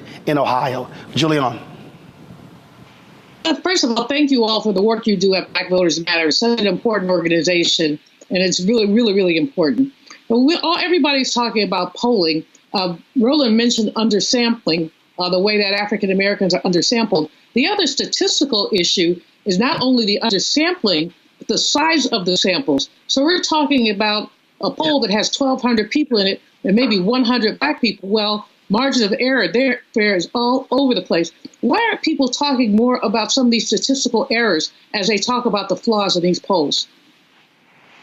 Yeah, somebody famous once said, figures don't lie, but liars do figure, right? I've taken enough stats classes in my life to know that you can create a sample and sample size and all that to say just about whatever you want to say. But you're exactly right. That New York Times Siena poll that a couple of months ago made a big splash. It was one of the biggest ones that was talking about, black voters, and I think it was like the 5 or 6 swing states that they were looking at and saying it was like 20%. But if you got into the details of that poll had about 400 and something black folks, right? But again, this was across 6 or 7 different swing states. And so essentially what you were looking at was a national story that was really based on like 60 or 70 black folks in each one of those states. And so you're right, the sample sizes in some of these, especially when you're talking about black folks. But I think to answer your question, a lot of people don't dig into that level of detail. A lot of people don't dig into the methodology of these polls. They don't dig into the sample sizes. They don't dig into the crosstabs and the different relationships between age and race and all of that. And so we're just left with what? We're left with the headlines that whatever media, mainstream media, decides to focus on when they're reporting on that. That's why it's important for us to be able to do our own polling, and shout out to, Cornell Belcher and Adrian and work that Black Pac's been doing on doing a series of polls and focus groups, because they really were some of the first to be able to point out that, that there's a whole segment of our community that is thinking differently than what you would have the mainstream media would have us believe. And so we've got to be able to study these polls a lot more closely and to be able to do our own polling. Thank you so much for all of your work, and it's so appreciated and needed. There have been so many things that have been in the news, from abortion to the assassination attempt to all of these different conversations that are necessary to have. But I feel like one thing that has slipped off the radar is conversations about voter suppression. Can you give us your latest information and news you have about voter suppression efforts that you're seeing going on across the country? Yeah, I'm so glad you raised that, because it's been one of my biggest frustrations. And I say it to every journalist that tries to talk to us about these polls and about Black enthusiasm. And I make this point: Black turnout is not just a function of Black enthusiasm. Right. Black turnout is not just a function of Black enthusiasm. It's also a function of to what extent we have the right and we have the access and the ability to cast our vote. Right. When we weren't voting in the South, throughout Jim Crow, it wasn't because we weren't enthusiastic. Right. If enthusiasm was the only thing that mattered, that we would have been voting in big numbers, throughout the entire 20th century. But we weren't. And why? Because we were in the midst of Jim Crow, and there wasn't the legal framework that would let us act act on our enthusiasm, act on our hopes and dreams for how we could control our lives. So black voting has never just been a function of how motivated or how enthusiastic we is. It's also always a function of voter suppression. And that's exactly what we're seeing and what we're very concerned about going into this election cycle. We know that the Republican Party has a strategy of recruiting thousands, I think like 10,000 of these poll watchers that they want to recruit. And in some of these states, those poll watchers have the ability, not just theoretically, like we've seen this happen in states so far. We saw it happen in North Carolina where they go into these polling places and they are intrusive, right? They get in the way of the poll workers, the poll clerks being able to do their jobs. They get in the way sometimes of voters being able to vote, and they wind up intimidating voters.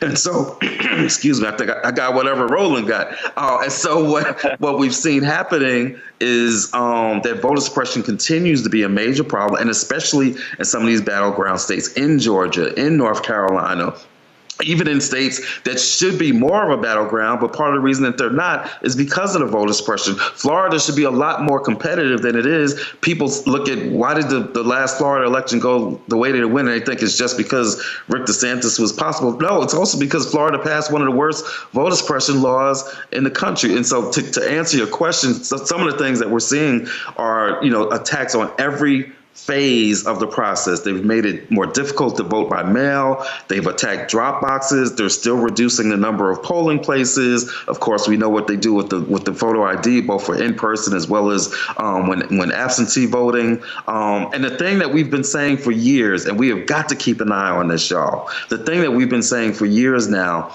one of the most insidious pieces has been the way that they've, in some of these laws, in some of these states, they've made it possible to take over local county boards of elections, to take over that process, to have board members be able to be replaced by the state legislatures, right? Or for have the state legislatures. In some cases, they've taken away the power of the Secretary of State. I think Arizona might be an example of this, where they've taken away powers from the Secretary of State and put it more in the hands of the legislature. And so these different mechanisms that they're using, not just to suppress the vote, but also to control the count. That is something that we have got to keep a very close eye on throughout this election cycle. Time to get paid, blow up like. Fanbase exclusive audio rooms are here. Now tap, talk, and get paid. Monetize your live podcast and most engaging conversations. You can now create exclusive audio chat rooms only for your subscribers and biggest fans. And as a user, subscribe, listen, and talk to your favorite creators. Now tap, talk, and get paid. Because everyone's a fan of something, and everyone has a fan base. And if you don't know, you've got a letter that some Democrats are sending saying, stop this, don't do this roll call, it's not right. But again, what you hear from the DNC chair, Harrison, he's saying we cannot chance this by waiting for the courts. In fact, what he lays out, and again, he went back in his lengthy back and forth on social media with Nate Silver. And this is what Harrison said, because Silver called it a technicality. Go to my iPad. Harrison said, for the last few cycles, it has always been a technicality for Ohio and other states to give a waiver to the RNC and the DNC for their convention certifications. He said, for the first time ever, Ohio didn't do so. He said the DNC acted in our own best interest in May and decided to move forward with the virtual vote. The governor called a special session to address the situation. However, the Ohio GOP decided to play games, refused to pass a clean fix, and passed a bill that included a poison pill for Ohio legislative Democrats. Furthermore, they passed the bill as a non-emergency bill, which meant we have to wait 90 days for enactment, meaning the bill is not enacted until September after the original August 7th deadline. So we're supposed to rely upon the goodwill of those same people. Please don't gaslight me. He also said that he laid out in terms of the Rules Committee what they should be doing. Jamie Harrison is right. The last thing you want to do is throw this thing to the courts. And Nate Silver is even more pathetic because he actually said this here. Nor is Ohio a swing state. If Biden's name is on the ballot in Ohio and Kamala Harris in the other 49 states, it wouldn't affect his odds of winning the Electoral College one bit. The job of the DNC chair is to have his candidate on all 50 ballots. Nate Silver should shut the hell up. You on mute.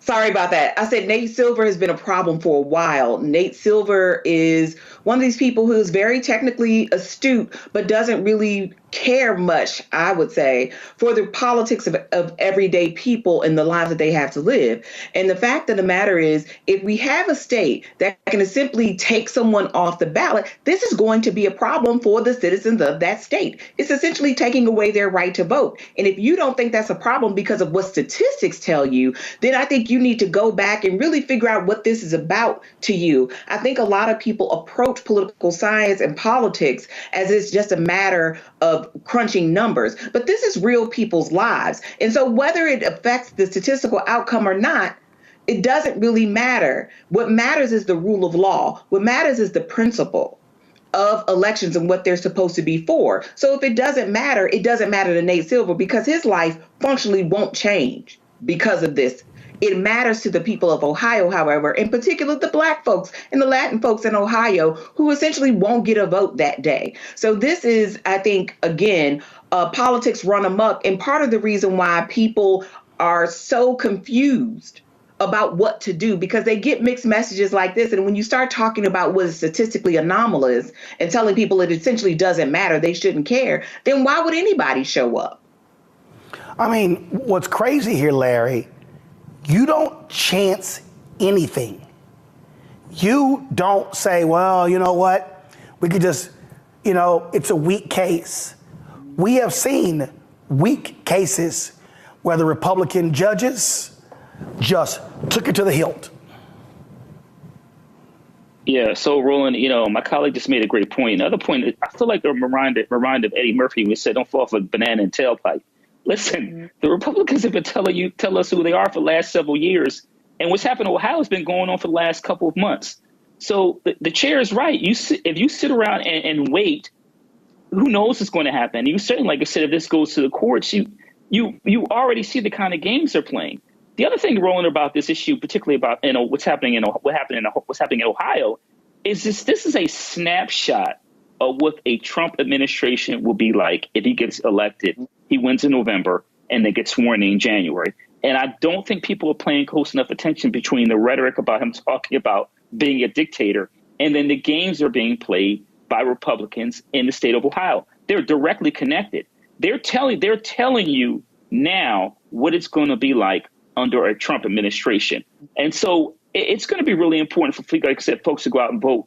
The other thing is Nate is a data scientist. And so being a data scientist does not mean you are have enough background about politics to understand certainly the legal system.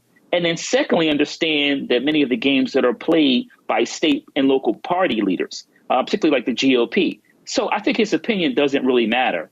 And the other thing is, Roland, listen, once again, this is going to be like what it's going to be like living in the United States in a couple of months if people don't get out to vote. And so I know we're going to talk later about President Biden being at the NAACP convention, but it is really important, not only for Black folks and Latin folks in Ohio, but the states across the country to understand that this is the last line of defense to deal with these issues, because if not, you'll be dealing with this for years in the future. And then your grandchildren and children would ask you why. Where were you at and why didn't you do something? The thing here, Mustafa, that is clear is when you have, first of all, Nate Silver, are you a reporter? Or what the hell are you? Who the hell are you to tell the DNC chair in a back and forth that he's gaslighting and they should not be doing something that they have the right to do? Well, Nate Silver has got that TV bug, right? If you have watched his evolution, then you've seen how when you say controversial things that you get more airtime. So I'm not taking anything away from him as a tactician, a statistician, any of the things that are in his technical wheelhouse. But we also understand how being on mainstream media works. So we have to ask the question, is this a part of his calculus as someone who deals with numbers of being able to have more time there? Besides that, the real question is, are people going to continue to be fooled? Because we continue to allow ourselves to say this could never happen, and then just walking down like we're walking down a dark alleyway after somebody done punched you in the head one time and saying, well, there's no way somebody gonna punch me again. With all the Supreme Court cases that we said could never possibly turn out the way that they did, and as devastating as they have. People saying, well, when they first heard about Project 2025, well, this couldn't possibly be as bad as folks on the Black Star Network have shared, or other folks. So I'm just wondering when folks are actually going to wake up and understand that there is a strategic set of actions that are being put in place. And with those strategic sets of action, there are also traps that they're hoping that you will step into, with the idea that this couldn't possibly happen. I couldn't possibly get caught in this bog, if you will, that would slow a process down, stop someone from being able to vote. So we just need to kind of wake up and understand that folks have actually thought this stuff through, and there is real intentionality in the things that we're dealing with in this moment. Time to get paid, blow up like. Fan-base exclusive audio rooms are here. Now tap, talk, and get paid. Monetize your live podcast and most engaging conversations. You can now create exclusive audio chat rooms only for your subscribers and biggest fans. And as a user, subscribe, listen, and talk to your favorite creators. Now tap, talk, and get paid. Because everyone's a fan of something, and everyone has a fan base. Ohio Congresswoman Joyce Beatty, former chair of the Congressional Black Caucus. Congresswoman, always glad to have you here. Congresswoman, listen, my parents have worked political campaigns. They've run phone banks. They put up yard signs. They hung door knockers. Yeah. They've been poll workers. I have been in and around politics, passing stuff out on election day, you name it, all that stuff, since I can remember, since I was 6, 7 years old. I have never in my life seen a party viciously attack it's the top of the ticket, an incumbent president with an unbelievable record like what we are witnessing right now by a handful of Democrats in the House, but a bunch of donors and other so-called elite Dems. Roland, I'm right with you. And like you, most of my life I've been dealing with politics, whether it was an elected official, whether it was putting yard signs up, being part of the strategy team. And that's why the Congressional Black Caucus, I'm so proud. We have been standing strong, and to quote Jim Clyburn, we're riding with Biden. And you hit the nail on the head. I cannot imagine why we have an internal fight with Democrats. And no one's given any options. They're saying, we don't want to change the rules of the DNC. We want to create our own rules and have a brokered convention, let people submit nominations. When we have a president that has delivered more than any of our past presidents, especially when you talk about healthcare and education and you talk about Black Americans. What happened to us riding the tide with our president who has delivered? Just today, the stock market is up 700 points. When you think about the polling earlier on your show, people were pointing it out that he is on the uptick with this. And you're going to take a 90-minute speech and start unraveling this close to the election and the convention. It does not make sense. And we have to hold our grounds and fight for Joe Biden because he's been fighting for our democracy. And here's the thing, we're misguided because the enemy is Donald Trump and J.D. Vance. I'm from Ohio. J.D. Vance is bad for Ohio, and he is certainly bad for America. And we should not be sidetracked and distracted when we have someone that's going to be a dictator, someone who is saying if he is elected on day one, he's going for retribution and revenge. He has openly said he could stand on Fifth Avenue and kill somebody or shoot someone and nothing could be done. 34 counts he's been indicted on. I mean, come on. I mean, you think of something that's negative, and that's Donald Trump. Donald Trump. So, and again, for the people out there watching and listening, the Congressional Black Caucus has been under intense pressure to break. Yes. I know, I've been talking to many CBC members. Donors have been calling y'all. Yes. They have been trying to get y'all to break. Yes. Other Democrats have been they've been trying to pick off different CBC members because the CBC is the largest caucus, the Democratic side.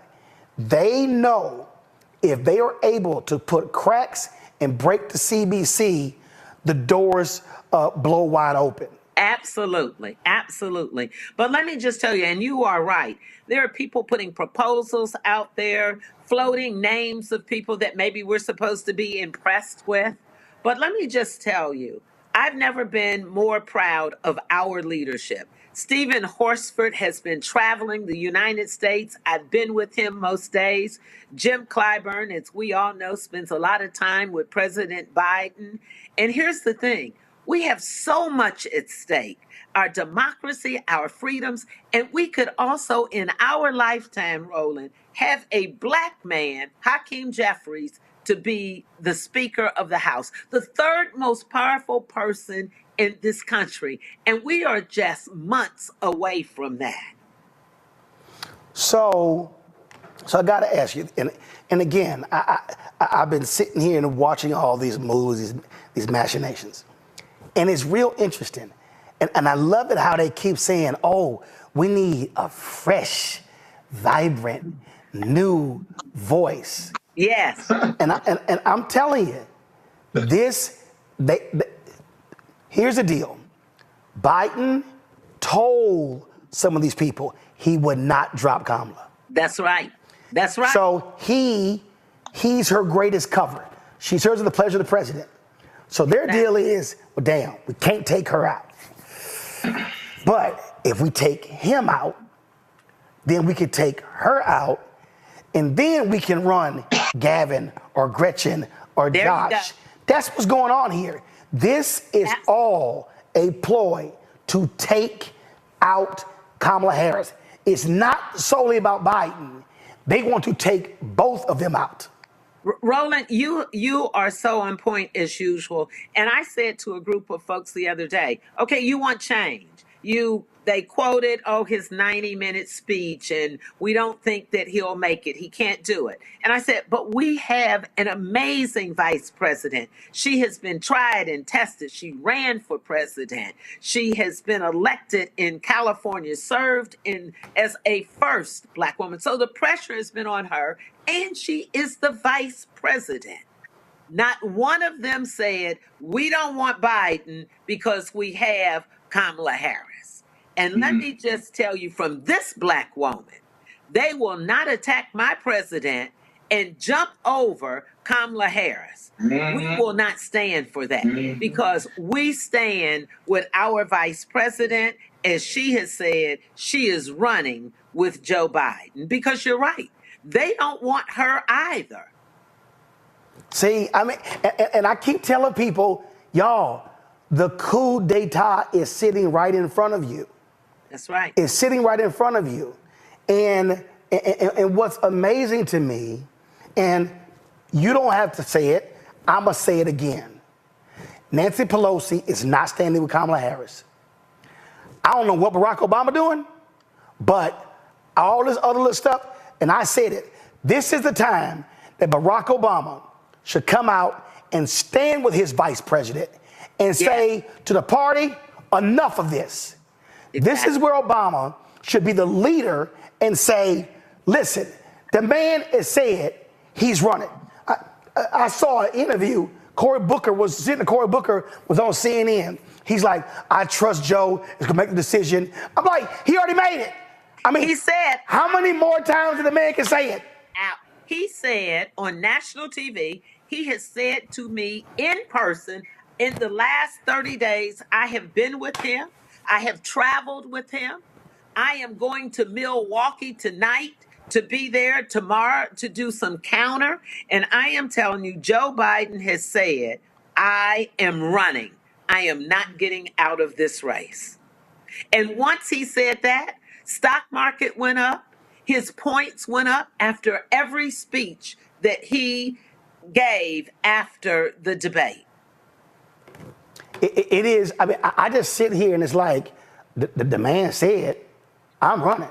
And he said, unless the Lord tells me, or if the Lord comes down here and tells me, that's the only thing he would consider. But here's the thing, Roland.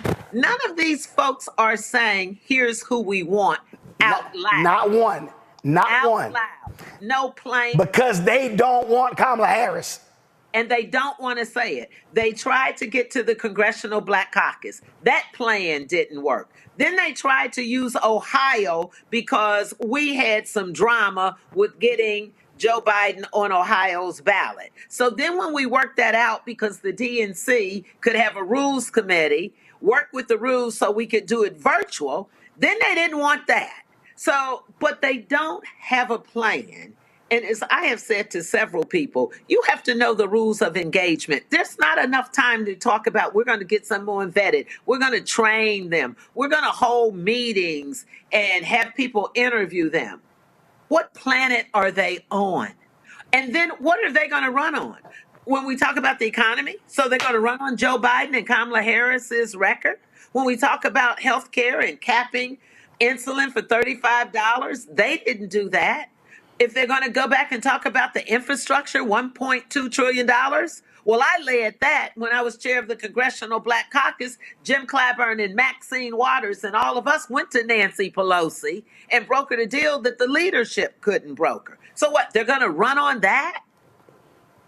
I mean, I am so with you, and I am so pleased that you are speaking truth to power and that people are coming on your show because we're not afraid. We have too much to lose with Donald Trump. We should not be fighting ourselves and fighting Joe Biden and Kamala Harris when J.D. Vance and Donald Trump, they are the enemy. Right. I could only imagine if Democrats has spent the last 20 days completely focused on Trump and his lies. Yeah. I could only imagine if they spent their time talking about how nutso J.D. Vance is after he got named on Monday. But no, you've got Pelosi making her calls, Schiff talking, Carville, these podcasters, Axelrod, all these people. And history also shows the two times Democrats changed the nominee before the election, they lost. Exactly.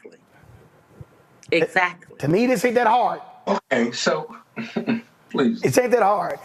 Questions for Congresswoman Rebecca, you first. Thank you, Congresswoman, so much for being here tonight. So my question for you is, what should Black communities do to make sure that their voices are heard in this process?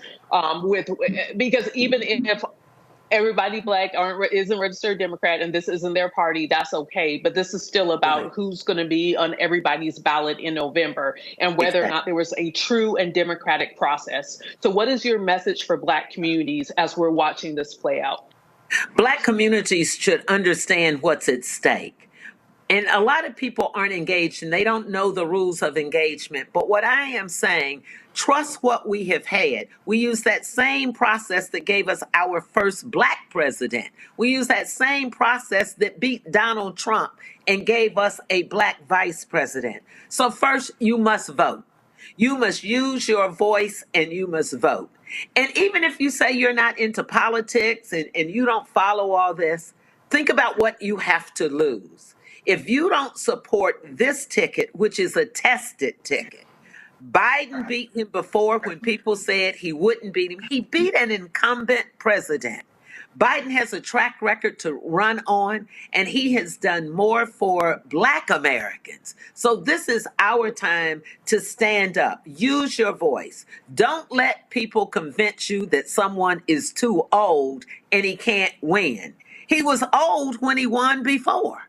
And Donald Trump is also young, is also old. It's not like he's young. He can't complete a sentence. He doesn't answer questions. So the same barometer that we are judging our president on, if we use that same thing, then Donald Trump should not be the candidate, because we know on Biden's worst day, he's better than the best day that Donald Trump could ever have. So you got to get engaged. You got to help people get energized. Don't be a part of the naysayers just because you're reading a statistic or a fact, or someone said, look how confused he was. He was sick. He admitted that he had not been feeling well. He was tired. I can tell you, you can take someone half his age, and if they are suffering with a cold, if they've just gotten off a flight from Europe, if they've been going day and day, they may slip up on a word or two. Look, I was in Ethiopia. That smoke got in my system 2 weeks. Exactly. 2 weeks ago today. Hell, my ass still sick, and I was feeling like crap. ABC is reporting that on Saturday, Senator Chuck Schumer told Biden in a meeting it would be better for the country if he ended his reelection bid. Now, that was July 13th. This is interesting because 4 days earlier, Chuck Schumer said this. The president, his ability to serve for 2 more years, that there might be a challenge at the convention, and if there is there the ability to throw out virtual nomination? As I said before, I'm with Joe. Yes.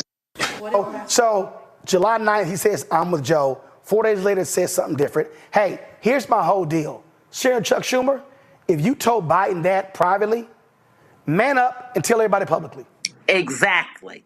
And that's what I want the American people to do. Follow the folks that speak truth to power. Follow the folks that aren't afraid to say who they're with or who they are against. And I don't care if it is a colleague of mine or not. If you want to say you don't want the president and you don't want the vice president, then let's hear who you have and tell me what they're going to run on. Robert.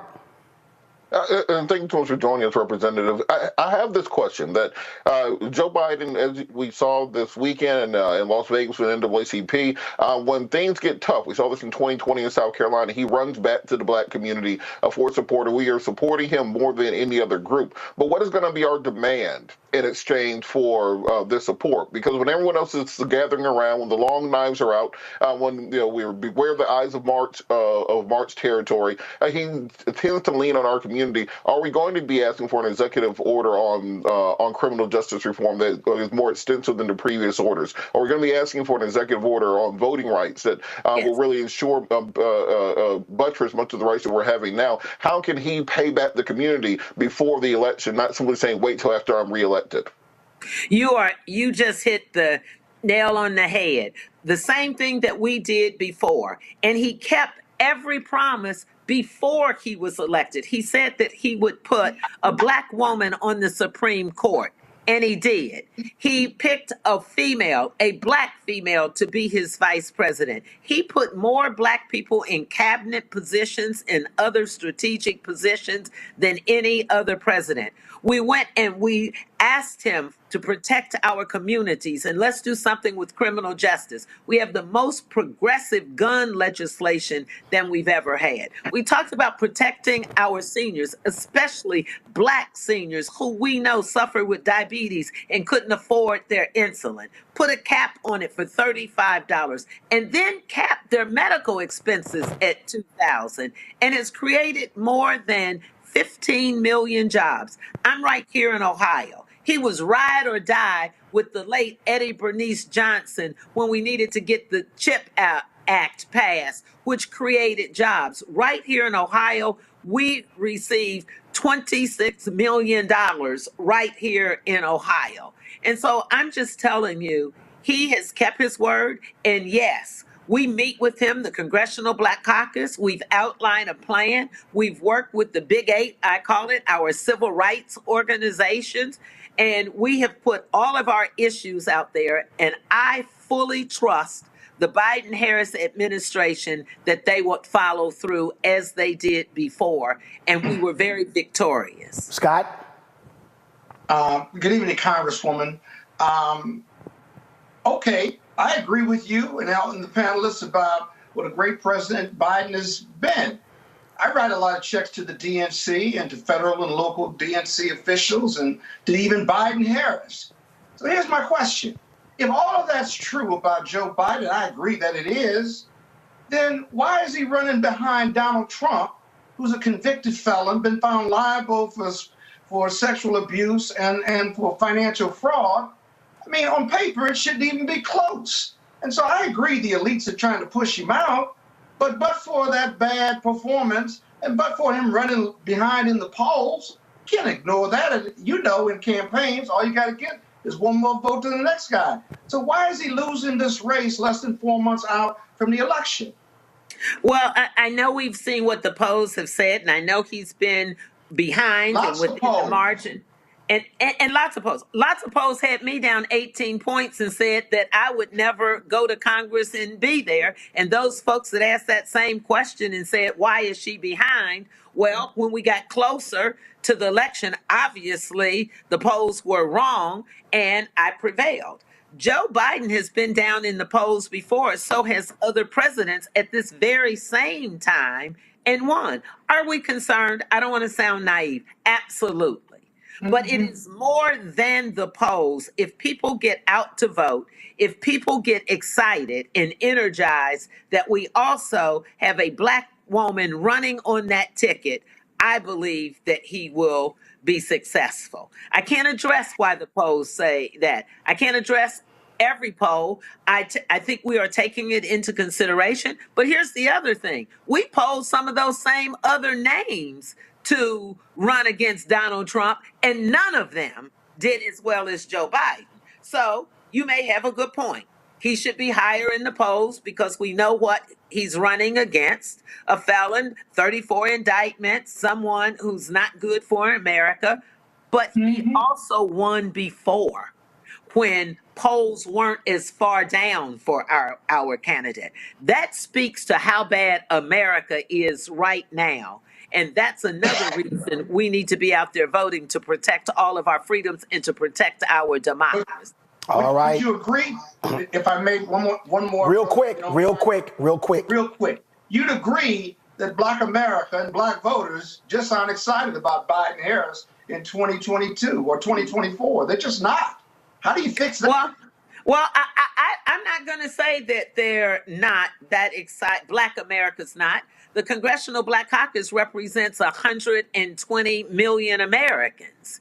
And we are excited about having Biden-Harris because you have to look at the alternative. And if we quit saying what we're not and deal with what we're going to get, if we don't get up off of ourselves and get out there and create the synergy and the energy, because this is the ticket we have. And I like your question. Tell me, if not them, who?